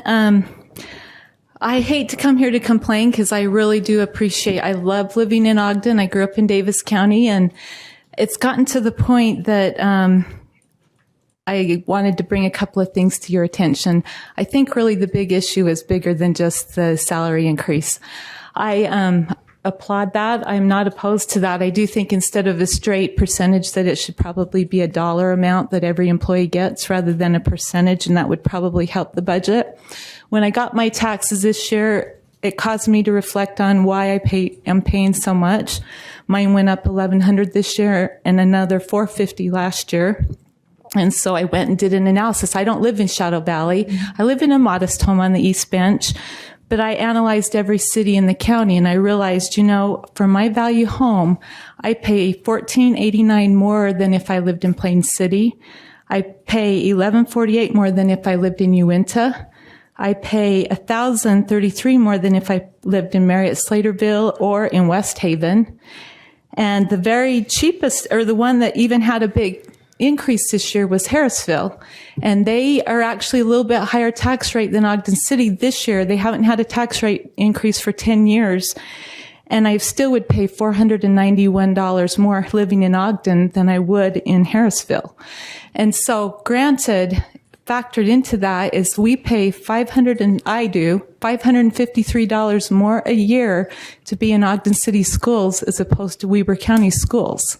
And I think that first off is half of our problem. We need to address that. I don't know if we're too little of a city. Ogden City is the only city in the whole county that goes to Ogden City schools. Is it too little of a population to be able to support that school district? Your tax increase wouldn't affect us if we didn't have the school district on top of it. So if there's any way you guys can help solve that problem, that's our biggest problem. Thank you. No.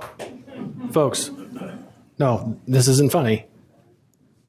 This is disrespectful. If every time someone comes and speaks against the tax relief, the tax program that we're proposing, claps, it sends a chilling effect across those that are here to speak for it. We're here to provide a fair, safe, and equitable environment for everyone to speak. So if you would please, for the fourth time, stop clapping. Thank you. Next.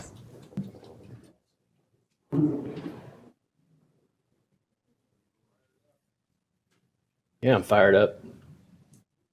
Me too. My name is Stuart Kaler. I live in Ogden, Utah, 3056 Hawthorne Avenue. I don't want to add a whole lot of comments on the opposing team for the tax increase or for the wage increases. I think we all know how we feel about this. I share the sentiment. Currently, our city budget's a little over $215 million. If I'm not mistaken, the proposed budgets are a little over $250 million. That's a lot of money. And I'm not going to go through the line items and everything here, What I am going to say is that you all have an opportunity to not be part of the problem, because we're all feeling the effects of inflation, of the rising cost of goods, of gas, of the eggs at the grocery store, of medical costs. We're all feeling it.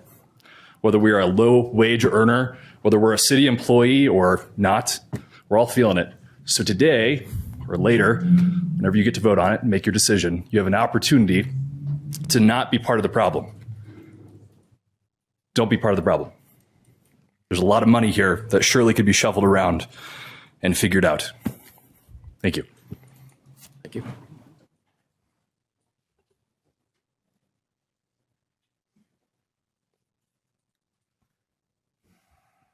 Good evening, Chair Nadolski, members of the council, Mayor Caldwell, and Mr. Johnson. My name is Taylor Nielsen. I am an employee with Ogden City. And answering the question if it's more intimidating, deciding if you should come up versus talking, I feel like the waiting part is much easier than this part right now. We have been given many things here at Ogden, and we're grateful to work and be a part of such a great city. We're grateful for the people that we get to work with, for the opportunity that we get to be involved in what many people around here say is something special. When we talk with other cities who are leaving, they're leaving some of their jobs, and the same reasons we see people leaving some of the jobs here, where they are always told that they have to do more with less. We're not asking for money to be more than anyone else. I think we're asking to be average on pay, but we're willing to do more because we love this city. We love the people we work with. We love the people that we get the opportunity to serve. And I think that's why you see so many people around here right now. They're here because they love this city and they want to make a difference and they want to make a change. We appreciate this opportunity to be here and be a part of this. I think it's important to note that everyone that we work with, as they're doing their jobs, as they're down trying to make sure that they're covering for water lines that need to be fixed, sewer mains that need to be cleaned, or garbage that needs to be picked up, does so to ensure that we don't end up with any of those major problems on the news, because it's important to us to always have those services, to always ensure that we can serve this community in the best way that we can. And so it's our turn at the end of this to show you what we can do with more. Thank you. Thank you, Taylor.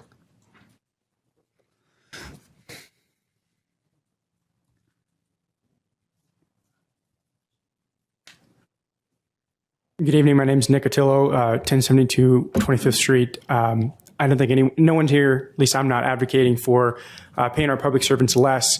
What I am advocating for is responsible management of the budget.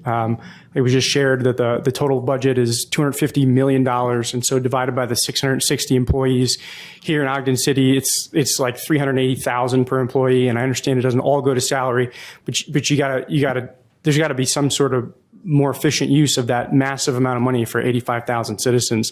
The 660 employees per 85,000 citizens is like a city employee for every 128 citizens of Ogden. Like it seems massive. Like it's so much money. It's so many people. Government is not a business. Government is not an industry, right?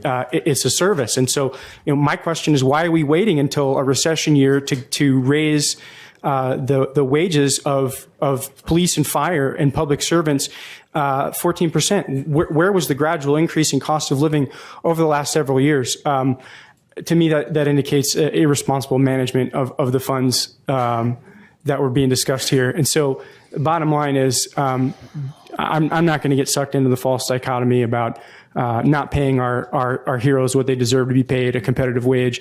What I'm advocating for is that the legislative body here manage the budget responsibly, find programs to cut and money to move such that, because I'm a W-2 employee, I'm not getting a 14% raise this year. And so if you're going to raise my property taxes, I just can't go to my boss and ask for that. Because I think it's fair and because inflation's happening. So you realize that the money that you guys are generating from tax revenue is coming from citizens, many with fixed income, but many without fixed income. I don't have fixed income, but I can't just go out and get more money, right, without starting a new business or being more innovative. And so please be responsible and manage our money the right way. We have so much of it for such a small city. It shouldn't be an issue to pay people what they deserve. Thank you. Thank you.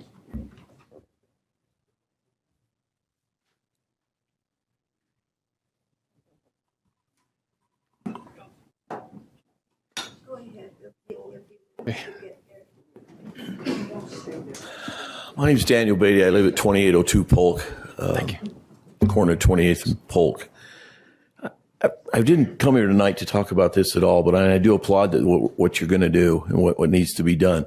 But I'm sitting here thinking about all the senior citizens that have been up here talking, and I am one of those, and I am on a fixed income.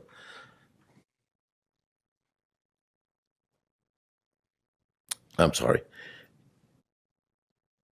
Maybe, probably to you, Mr. Johnson, or to yourself, Ben, maybe what you could do is get with Mr. Hatch and his counterpart with Weber County and find a way to put it on the volunteer side, as one of the citizens said, put it on the volunteer side on there, and have folks like myself that could go volunteer, because I'm still pretty able-bodied, go to these senior citizens and say, here's the brochure, here's the way you can get your taxes, assistance with your taxes. You can get your property tax changed. I've done that myself with mine.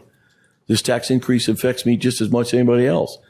My home went up $212,000 in valuation, way different than the tax increase. But you can go to do that, and I think a lot of the senior citizens either don't know or can't go. So maybe as a suggestion to try to help with the senior citizens, find a way to get with Mr. I know he's short on employees too, but there's volunteers website, put it on there and have somebody get up with him and find the senior citizens' addresses and go, I'll walk door to door and go see him. I got nothing else to do. I'm free. So maybe that's a way to help the senior citizens that are sitting in this audience and all throughout my neighborhood. Thank you. Thank you. We've heard a lot of discussion tonight. Yeah, give me a second. About fixed income senior citizens. It's a good recommendation. I think what he's referring to is that Weber County has 6 programs that do offer opportunities for tax relief, including a circuit breaker program, which was mentioned earlier. So thank you for the recommendation. It's a good idea. Ma'am. Thank you, Brandon, for doing that. Hi, my name is Vicki Hobson. I am a senior citizen on disability here.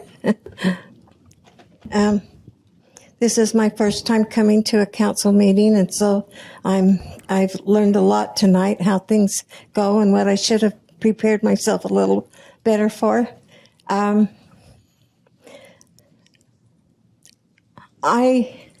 am torn too, because I do appreciate my home that I have to live in, and that it is protected and kept safe by the police department and the fire department. I hear them go by my house all the time, and I am just worried about the people that they're going rushing off to. But I know that they're going to help someone, and they've been there for me when our house burned down a few years ago, and so I do appreciate the help that they give.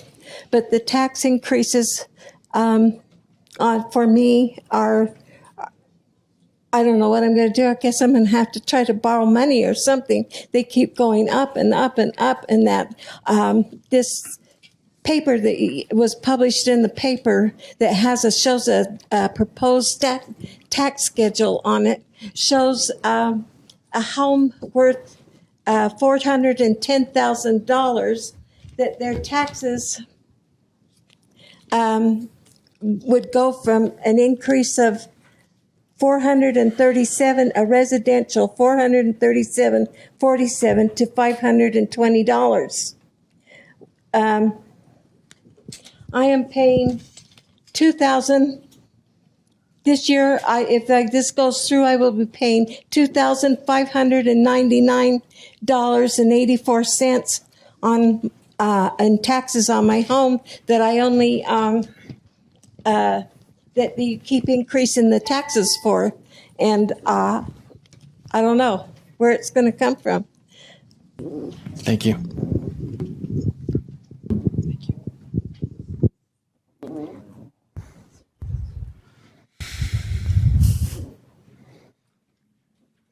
Good evening, Angel Castillo, Ogden resident. Everybody looks really serious and tense, and it's a big decision, but this is the engagement you've been asking for. You should be really, really excited about that people are here participating in the process. And I highly encourage you to make sure you reach out and talk to these folks. I 100% support our first responders. I stand before you pretty much every quarter asking for money and have done so since 2018. So public safety is our first and foremost responsibility as a city. So we should be paying them more. And a couple other people have said that why weren't we doing this before? And I echo those sentiments.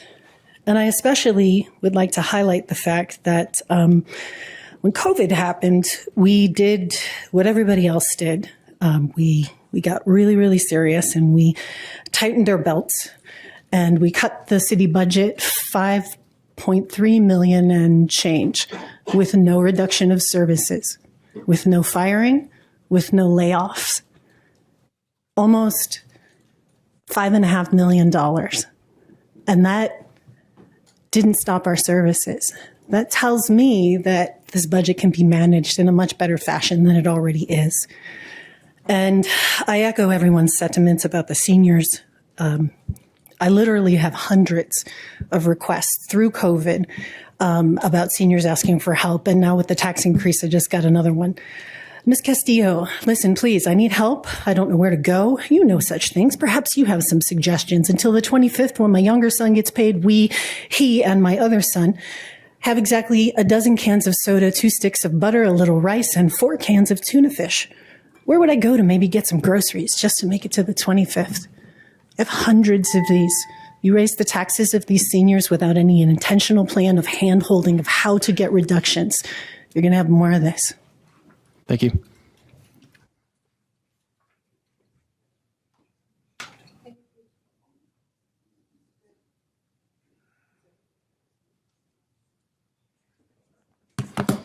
We are coming before midnight, almost midnight now. I am Sebastian Benitez, 3310 Taylor Avenue. Let me read you something before. If I stop fighting and I do not raise my voice, I will be a coward.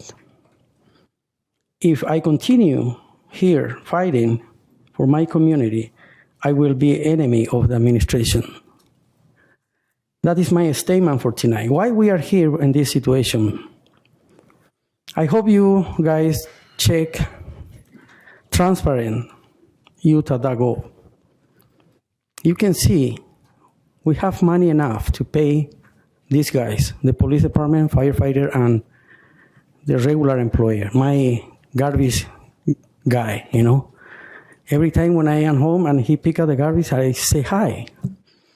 Every time when I see my car, I say hi.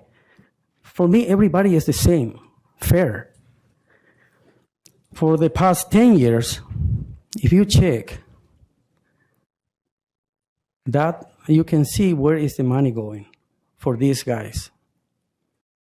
That if you check how much money they are making,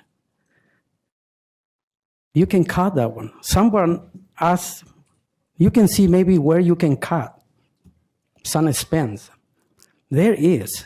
We have there. The city have money enough to pay better this guy.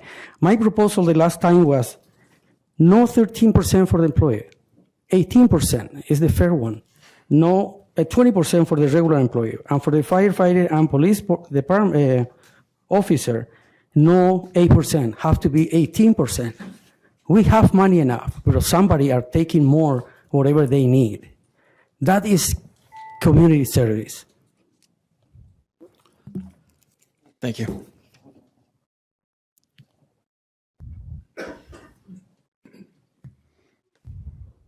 My name's Jill Coford. I'm an Ogden City resident.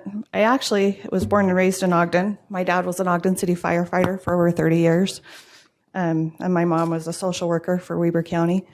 I understand what our good men and women in police and fire are doing for our community, and I appreciate it. I lived that lifestyle. In fact, my dad would go from the fire department at 7 a.m. to another job at 7 a.m. and oftentimes wouldn't get home until 9 p.m. the next night. And that happened my entire life. These are hardworking men and women. But I have to go back to what some people have said tonight about the false dichotomy of pitting us against each other.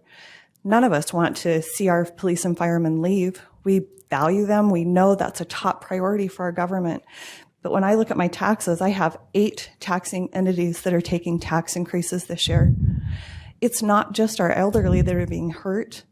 This impacts everybody, and it's on a trajectory that we cannot continue to maintain. At some point, we're going to all run out of other people's money to spend. I think that we can do better. I think that we can cut in better ways. And when I looked back over the last 5 years, I looked at 2020, and Angel Castillo, just the light bulb went on. My property taxes didn't go up in 2020. It was actually the one year where the whole mill rate and the truth in taxation and how that all works actually functioned the way it should have, because people weren't raising the taxes that year. My tax rate went up a little, but my taxes went down. I just think that we need to do better for our citizens. You've heard so much. You have a tough job. I applaud you wanting to give a raise, but I don't think it needs to be 13%. And I think Janine said it doesn't need to be an either or, right? There's a compromise that can happen tonight. We can still give a raise, but maybe not hurt our citizens quite so much. Thank you for your time and for what you're doing.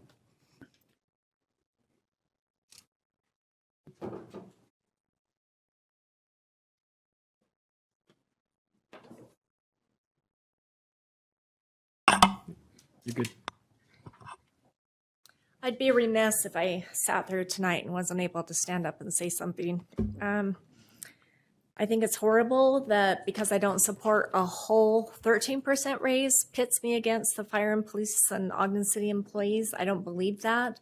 I myself would enjoy a 13% raise.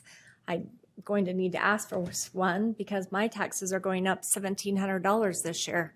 And that's because I built a home in 2000 and for $430,000, but my neighbors built $1 million homes, and they want to tell me my home is worth $1 million right now, which is a crock of crap.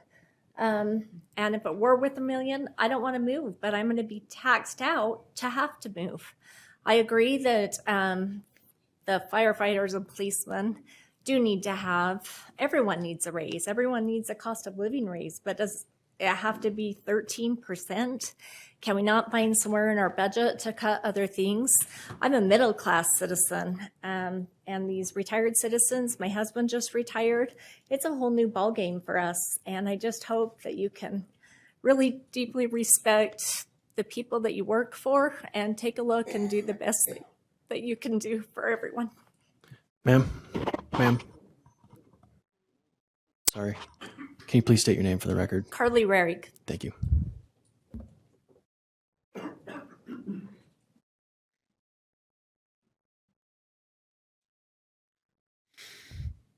Anyone else before we go online? Sure. Richard Young, Taylor Avenue in Ogden. I just have a couple of thoughts. I think that this tax increase is needed, but I also understand there's a real hardship for many of the citizens to help pay for this increase, and I understand the difficulty you as a council have in trying to balance those two issues. There's one question I do have that there's a lot of cost that's gone into retraining over and over people as employee leaves, but maybe I missed something, but I didn't hear if there was any estimate on how much might be saved because of the increase, if we increase the salaries from people not leaving. That has to offset some of the costs quite a little bit. I think that the timing of this increase is not great because everything, we've had the highest inflation we've had for a long time, and yet here is a big increase. I would propose that maybe in the future we spread it out and have incremental increases year to year more than a big devastating one less often. Anyway, that's just a couple of my thoughts. As as there are vacancies and people are leaving, just an observation, I don't see any vacancies in the city council. Give it another day, okay? Thanks.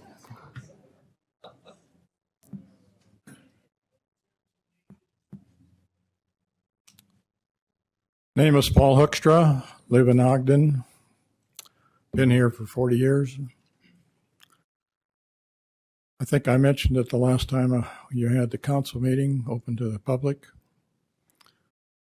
We are living in different times than we've had in the past, and it's hard to change the way the planning has gone on for maybe the last 10 years.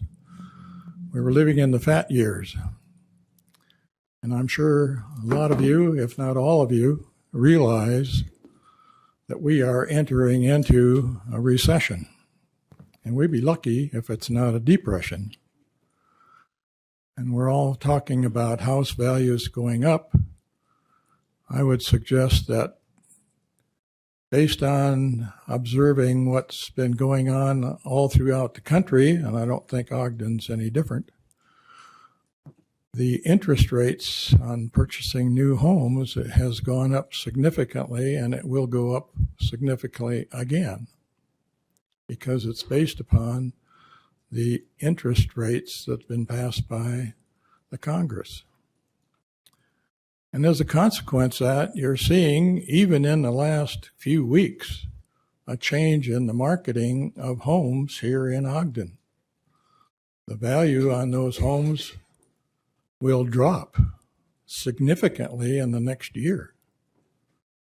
And as a consequence of that, I hope that there's planning being done to allow for that as far as Ogden City is concerned.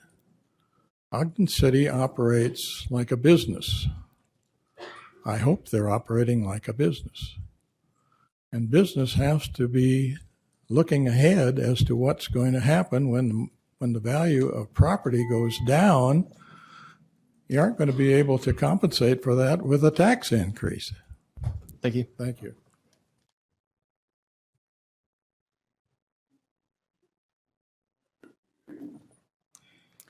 Well, my name is Scott Atkinson. Been a firefighter for Ogden City for just about 18 years. And I'll try to keep my comments brief because I'm sure some of my points have already been touched upon. But I also wanted to talk tonight as a resident of Ogden City. I live at 649 South, 775 East. And 9 years ago, I brought my family here because I believe in this city. When I started in 2004, this city was a drastically different place. Crime was rampant. We dealt with violent crime regularly. Blight was an issue. There were a lot of issues that have been addressed through the years.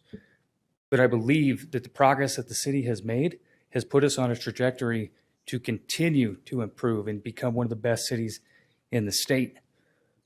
I know that you all have a very difficult job, and I understand not getting raises. For 8 years, me and many of my cohorts didn't get a dime for 8 years. And we stayed here. We believed in this place. We love this place. We've invested in this place. And it's not just us with the fire department. It takes everyone in the city and the private sector to make our city succeed. Code enforcement, police, I could go on, and many of them have probably already spoken. But I'm in favor of this tax increase. And as a resident, I'm more than willing to pay. And I know that that's not popular, and people have different opinions on that. But I believe that for our city to continue to grow and to progress, this is necessary. If we want to make Ogden City the type of city that I believe we all believe that it can be, it's going to take that investment. And unfortunately, because of things that have happened in the past, things have been kicked down the can, and you guys, it's landed in your lap. So I thank you for your hard work on this and having the willingness to listen to us. Thanks. Thank you.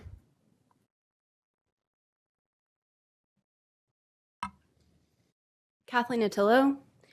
I just have a couple things to say. First of all, these guys deserve a raise. I mean, everybody seems to be able to agree on that.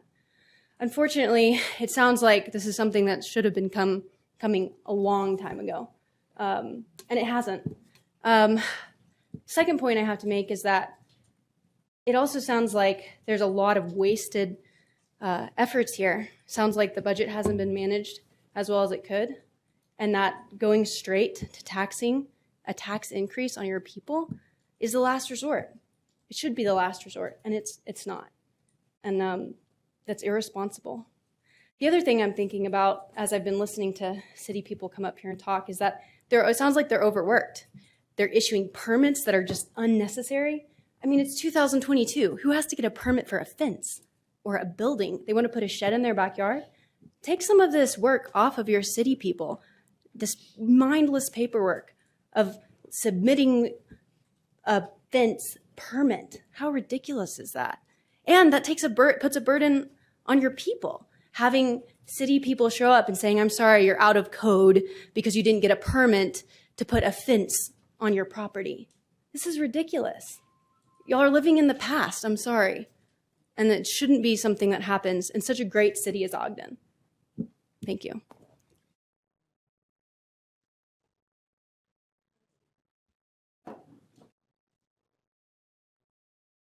Anyone else in the chambers care to address the council on this item?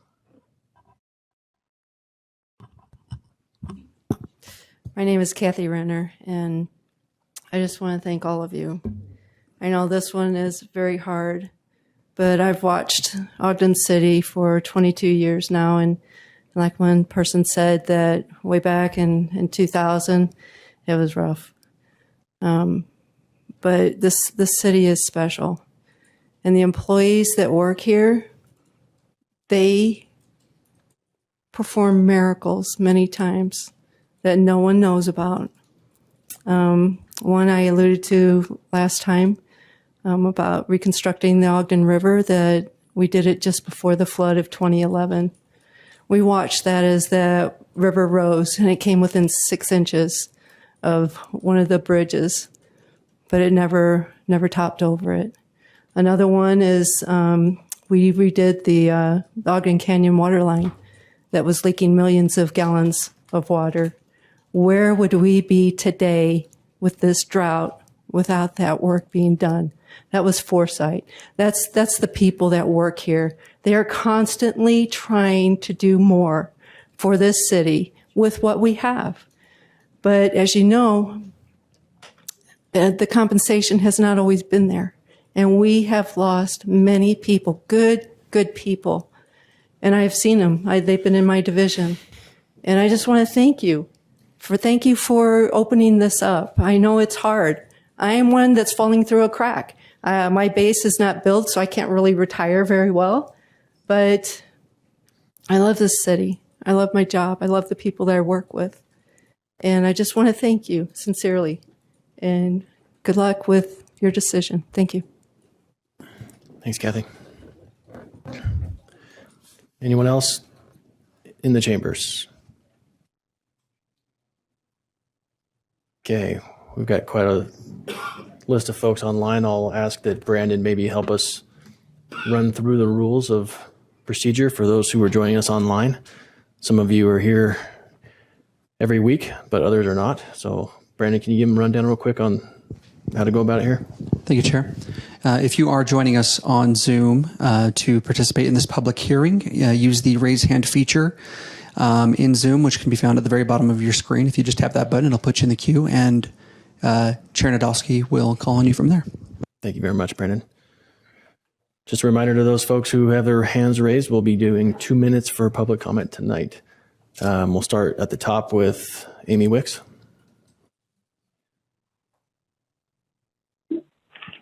Okay. Oh. Hold on just a second. Okay. Can you hear me? Yeah. Okay. Awesome. Thank you. Amy Wicks, Ogden resident, served on the city council for 12 years. Don't envy you guys, but you've adopted a budget with the assumption that you'll raise taxes already. And I hope you're not just going through the motions as required by law tonight.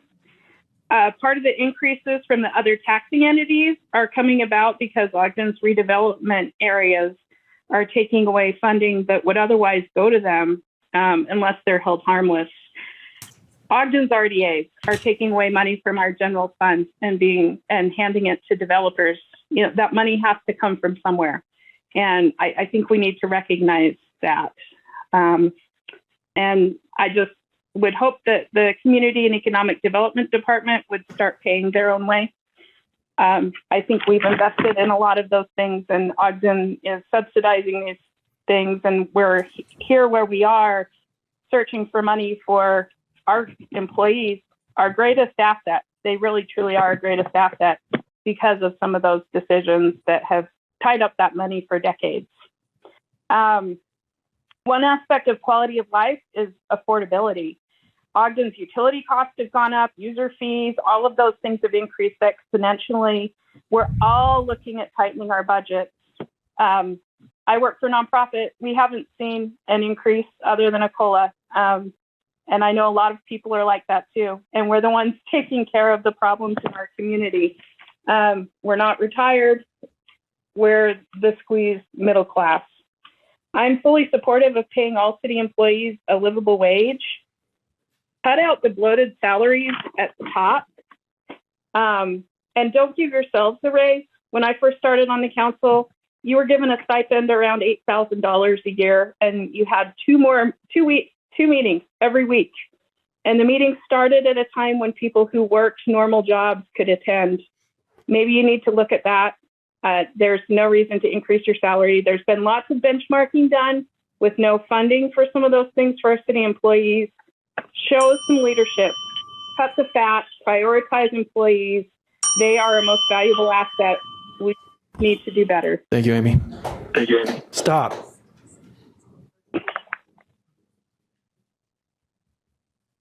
Just stop.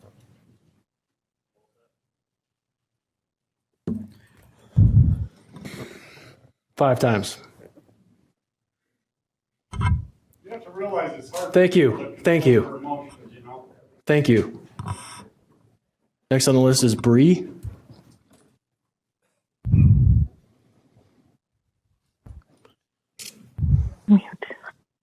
Hello? Hi, Bree. Can you state your name for the record and limit your comments to 2 minutes, please? My name is Bree Jones. Can you hear me? Yes. Okay, great. So, as much as I love our police force, I actually think they're amazing because I think Ogden can be a bit sketchy. My issue is this. I just think that the new transit, because there's this new transit system, and I think it's going to overwhelm police further. And it's $121 million is what the grant that they got for it, and $54 million is in use. And all it's done, right, because I was through palsy, I use a wheelchair, is keep me out of going to work. Like, I can't get to work physically. And I'm just like, why are we spending money on these things? I left California because these were the same mistakes that were made that started to become like a homeless hub and overwhelm police when they need more money. So it's like it's just more like I had questions as to why these things are going on. I haven't been able to go to work for almost a year because of the construction, but yet we have these police officers that are making not enough to provide for their families the way they deserve. And so I just think that it's not that I'm really opposing increase in the raise for public servants, but it's more like I'm seeking responsible management of existing funding or heightened priority for those citizens that are working, because I just think that so much money is being spent on things that I don't really think that we need. And I can actually attest to this because I've taken the bus when it would go on the exact same route as the new train would go, and we'd have maximum 5, even 10 people in the highest season. And it's like I haven't gone a year without being called, an obscenity race-wise from the homeless population. So I just don't see why we're putting all this money into that.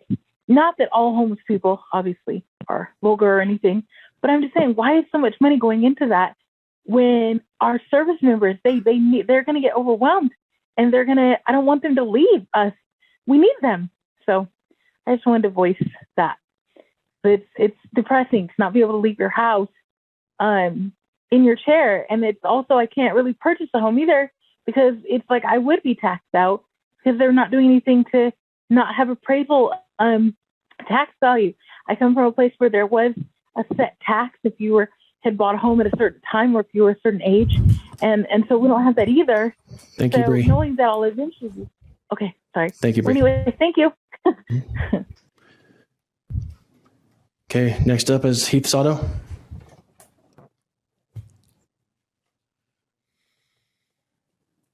Hi, Heath Sato, Ogden resident. I think we need to do better with the city's financials in general. I support the increases in pay for the police and other employees that are underpaid compared to neighboring areas. Our city's brave firefighters just saved our home from disaster a few weeks ago by putting out a fire next door to us. I really appreciate the value of these essential employees. And Amy Wicks nailed it tonight regarding the RDA. Just today in the work session, you discussed a 3/4 acre property in the heart of downtown, right across from Union Station, that we taxpayers paid for years ago.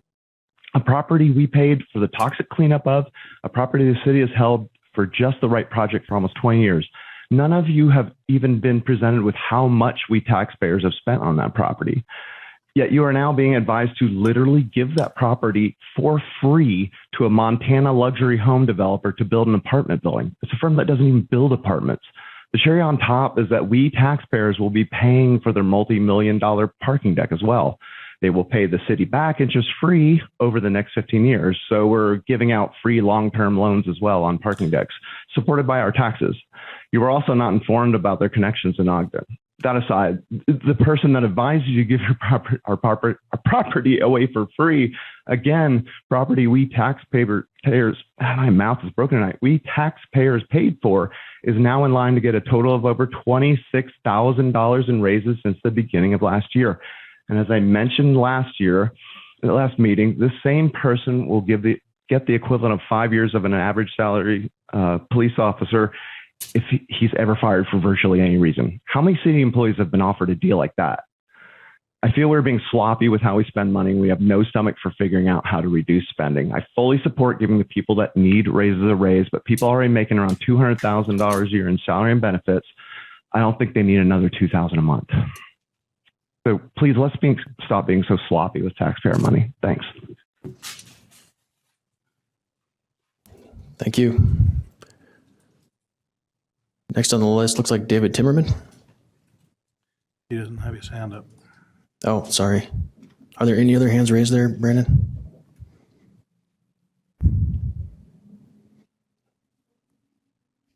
There we go.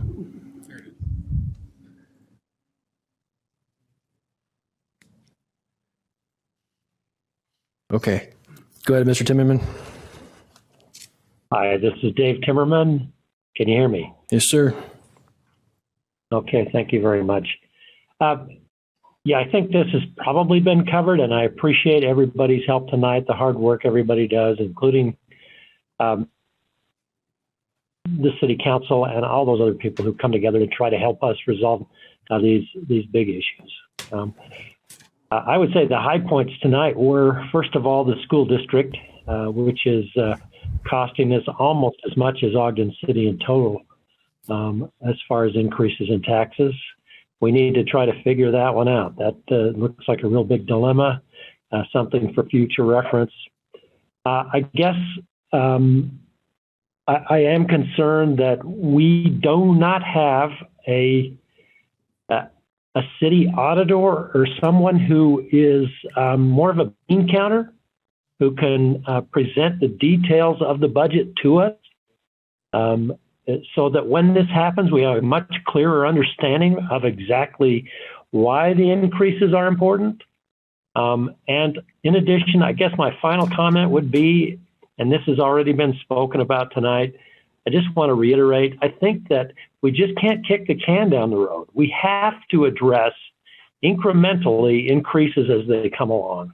And I do believe that's kind of what you're fighting tonight, is that these big increases which have come with the sort of the pseudo valuations of our residences wherever we live. And we need to address that and figure those things out. if I had to choose between the two options tonight, I don't like either one. I would just say let's do the best we can for the residents of Ogden, and let's try to solve some of these long-term problems which have been clearly stated tonight. Thank you very much. Appreciate your service. Good night. Thank you, Mr. Timmerman. I don't see any other hands raised. Chair, if with no movement seen and hands online, I would make a motion that we close the public hearing on this item. Second. We have a motion by Councilmember Heyer, second by Councilmember Chaburka to close the public hearing. This is a voice vote. All in favor, say aye. Aye. Any opposed? Public hearing is closed. Any questions or comments from council members?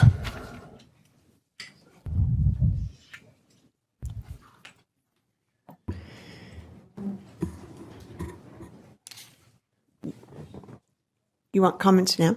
Or questions? Any questions? Or I think there were a couple of questions that I think need to be addressed, and I think Mr. Twitchell already left, but property values are assessed at the same rate.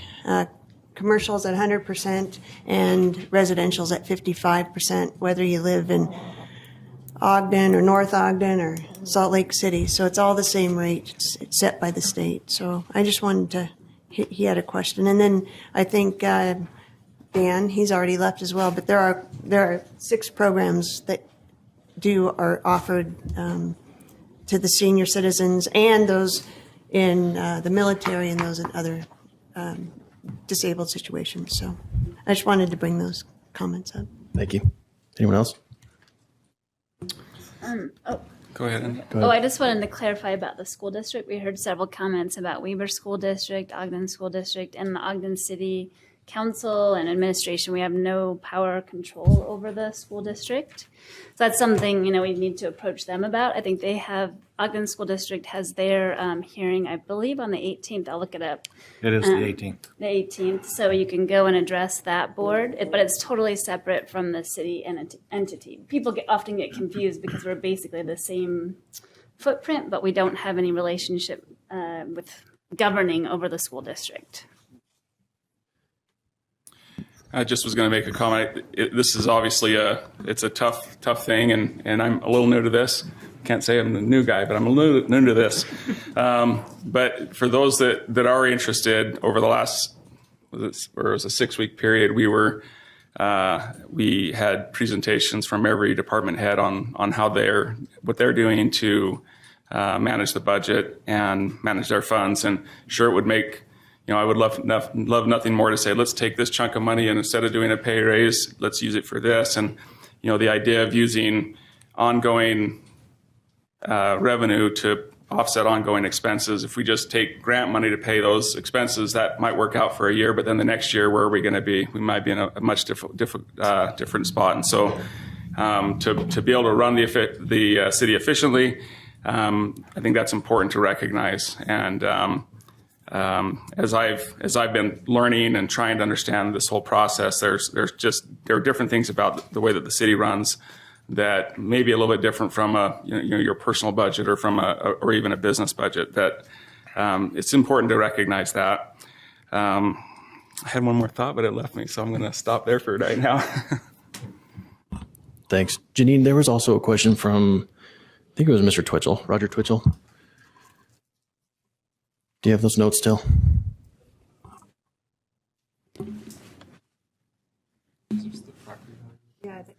Yeah.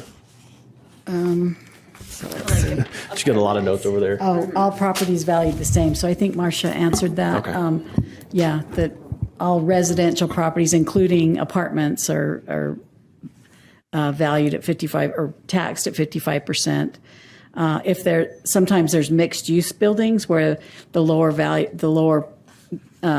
floors will have businesses in them, and then the upper floors are residential units. So the lower units would be taxed at 100%. Commercial or businesses would be taxed at 100%, but the residential still taxed at 55%. Thanks, Janine. Anyone else have anything to say before we take action? Sure, others go first. Go ahead. Oh, I was just going to mention, and I felt like this when I came to one of these hearings before I was ever on the council. It was about public safety increases. And I felt the same way then, as like, I feel so conflicted and kind of horrified that people have to come and beg us to have a livable wage. It's not a position that I would want to be in as an employee in any situation, and also not one that I want to expose people to in this situation, right?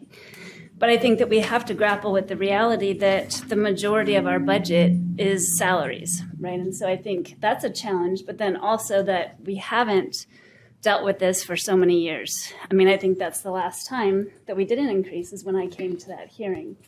So, or a tax increase. So I also feel terrible about that, and I don't want that to happen again. And so I'm always the person that's saying we should, along with Councilmember White, we should revisit this truth in taxation every year.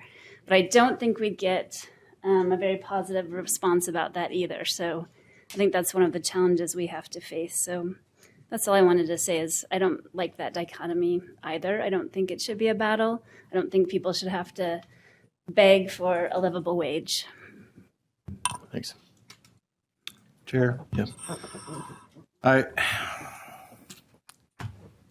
I absolutely empathize with this idea that taxes they're not within most of our control. We just are subject to whatever our elected officials say that they will be. As I got my property tax notice, as you all did since the last public hearing, which I think is why we have a lot more people here today than we did on the 12th, because we can actually see what it is in black and white.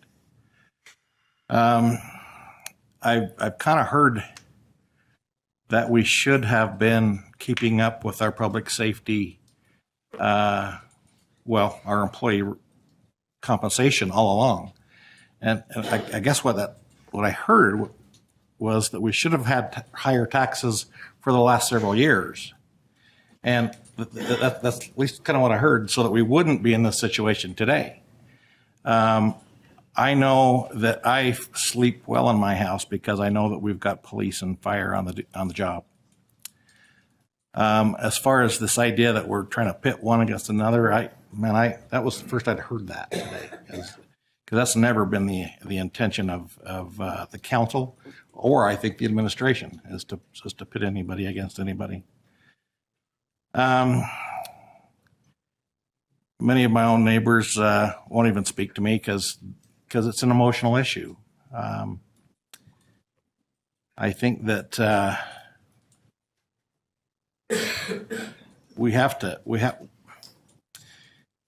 I feel very conflicted that I highly value our employees. These people are stellar. Those of you who know any of them would know that. These are police officers, go way above and beyond. If you've ever done a ride-along, you'll know that. Our fire people, they do an excellent job. They're very well trained. Less trained than I wish they would be because we've lost some of the seasoned ones to other agencies. It is my hope and desire that if we can keep them, that will take the training budget down, and we'll see what happens when we don't have to spend all that retraining money. But we've got to do that.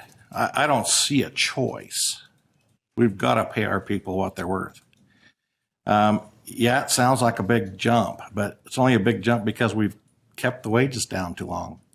We've done what you've been asking us to do to make sure we don't raise taxes as prematurely. And maybe we should have been raising them more as we've gone along. I wish there was another way. I look at my own tax notice and the different taxing entities that are raising taxes on us. But I look at our own $6.14 a month. My own income went down about 2/3 because of COVID. So I'm sensitive to having your wages, to struggle with your wages. But man, I'm eager to pay that just so that I can have the comfort of sleeping well in my bed at night and making sure that our employees are able to do the same. I wish there was another way. I think there is some problems in the program. I wish the legislature would consider locking property taxes for seniors 70 and over. That would be a wonderful thing, and I think worth lobbying for. We don't have that control. Ogden City doesn't print money. We just distribute it as equitably as we can. We have been in budget meetings virtually weekly since April, and the administration since January, I believe, trying to squeeze that penny as hard as to get the most value out of it. I promise you that we've done that. There is no false dichotomy that we got some pot of money somewhere that we're just saving for something. It's not there. Even the allegation that we did cut the budget during COVID, that's because we postponed a lot of necessary projects, and they can't be postponed forever. That's how we saved that money that year. It can't be done year after year after year. Thank you. Anyone else? Yeah. I'd like to piggyback a little bit on what's already been said. I understand both sides of this. I truly understand that. I've been trying to figure out what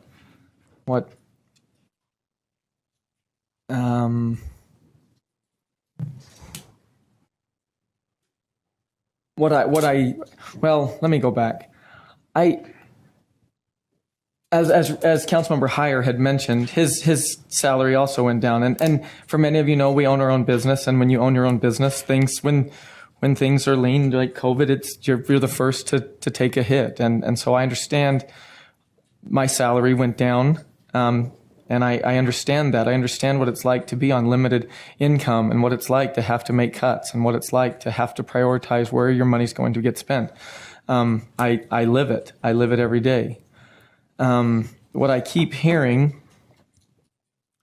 is who is this going to most impact? And I understand the concern from a well-represented population here tonight. I understand that argument. But I also, in my own opinion,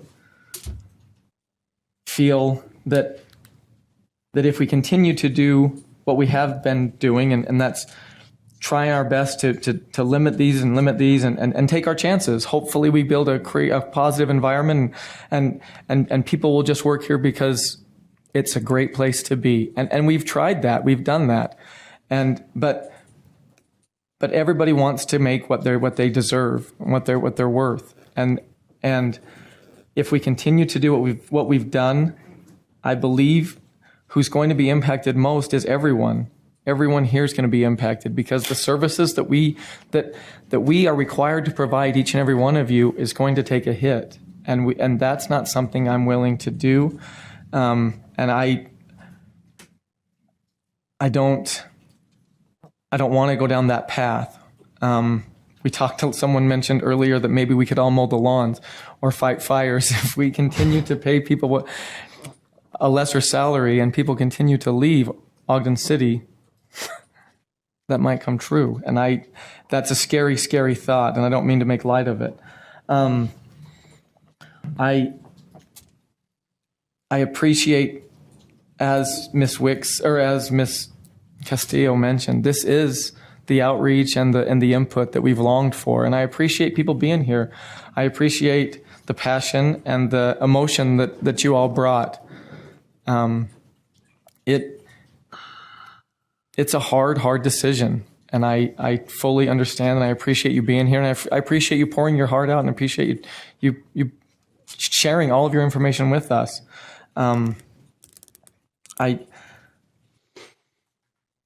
There's no, like Ben said, there's no magic wand. There's no quick fix. This is hard. This is a very hard decision, but it's one that has to be made. And I wish there was an easier way. I wish there was a way that wouldn't affect everyone, but that's not where we're at right now.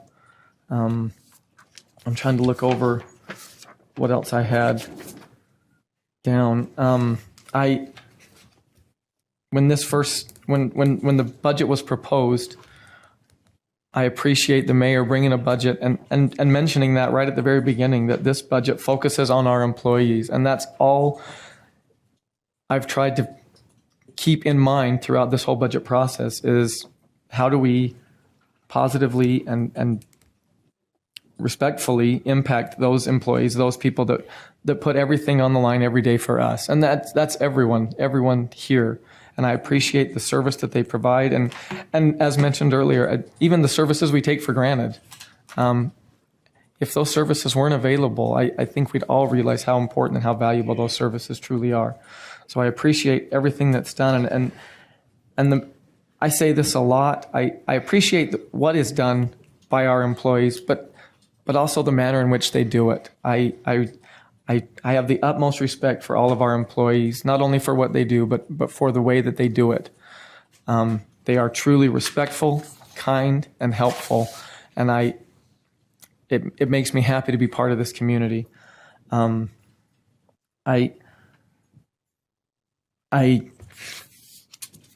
understand the frustration, as was mentioned earlier, that things should have been addressed earlier, and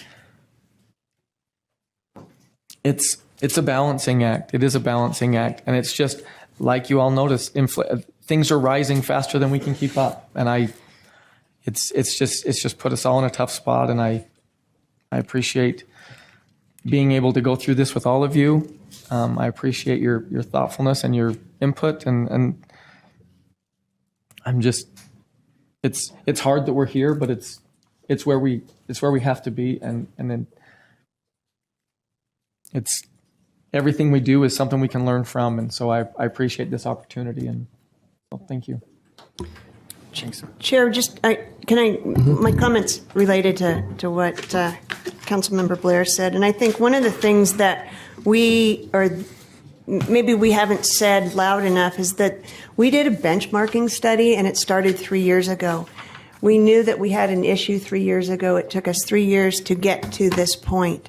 And so it's not like we just all of a sudden said, hey, let's give these guys a raise this year. We've been actually benchmarking for a really long time to get us to this point. We also realized that 3 years ago it wasn't the appropriate time. Actually, 2 years ago when COVID hit, we actually made a conscious decision not to do this truth in taxation. And so you are seeing the effects of a lot of things that are happening. Unfortunately, there is an inflationary issue that is going on. We can't predict what's next year. We can't put it off any longer. And so I want you to know that this isn't something that we just thought about and said, hey, it's a great idea this year to do this. We are actually doing a benchmarking study. We're following along with what that study said. And so it's really, I guess sometimes I think when you look at it just from one of the pieces of the puzzle, I always say that, you don't see the whole puzzle. And I think sometimes you need to see the whole puzzle of what we've been doing. So I just wanted to follow up with that employee piece.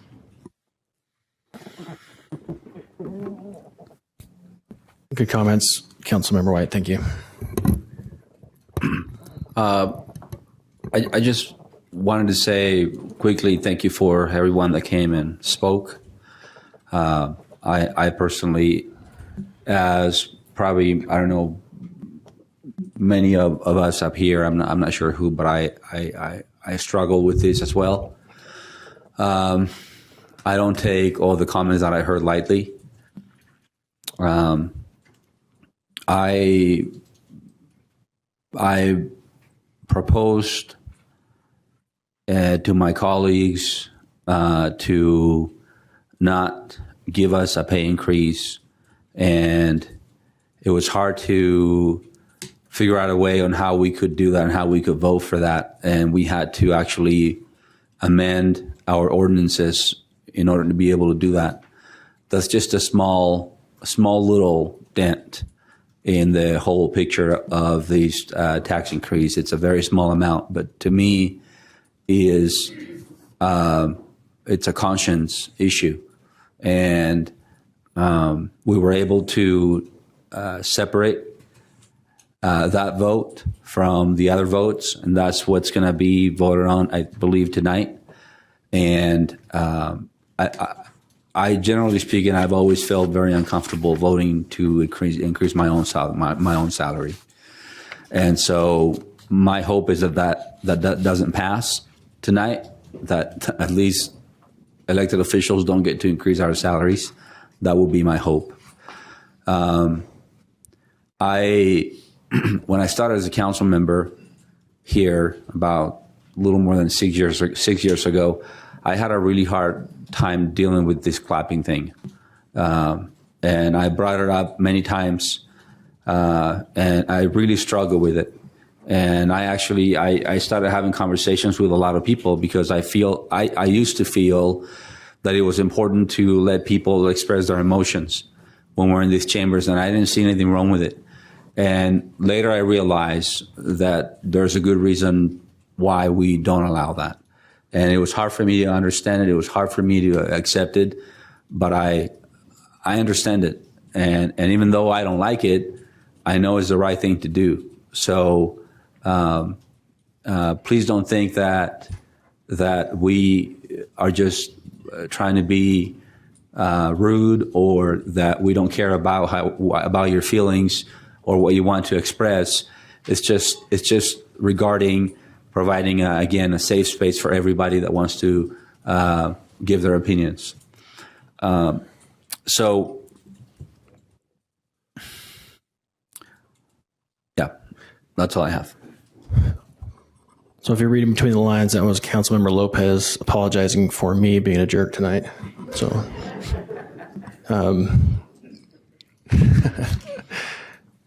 but I could apologize for myself. There is a lot of emotion, and I don't want to discredit that. I think the comment was made from the crowd that it's hard to not show emotion, and I feel the same way. It's hard for me not to too, and I did, and I'm sorry. We've had a lot of meetings where we've lost control before, though, and it starts with just that little bit. And so I just, leading up to tonight, really worried about losing control of the meeting, and this is a tense situation. These are difficult decisions. So thank you to everyone who stuck it out with us. I know this is hard. So thank you. We're at a point where we can entertain action on these items. We've got a number of options before us tonight. Chair, I think in response to what we have heard in the public hearing on July 12th, we did make some amendments to what had been proposed to take the tax rate from 002306 to 002267, which does lower the tax rate as much as we dared do, and shifted some things around. And so I would make a motion that we adopt the reduced rate, or I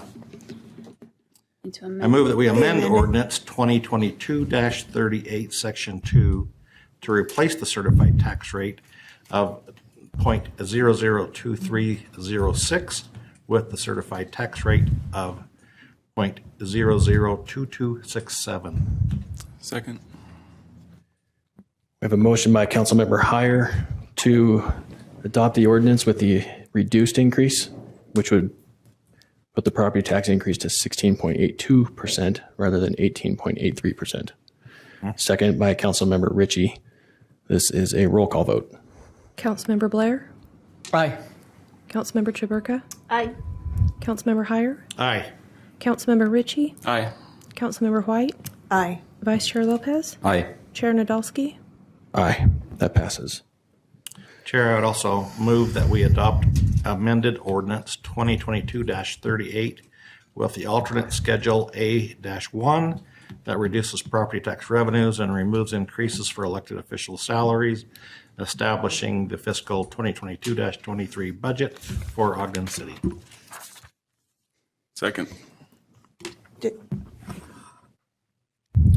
We have a motion by Councilmember Heyer to adopt the amended ordinance with the alternate Schedule A1 that accounts for the prior motion. Second by Councilmember Ritchie. This also is a roll call vote.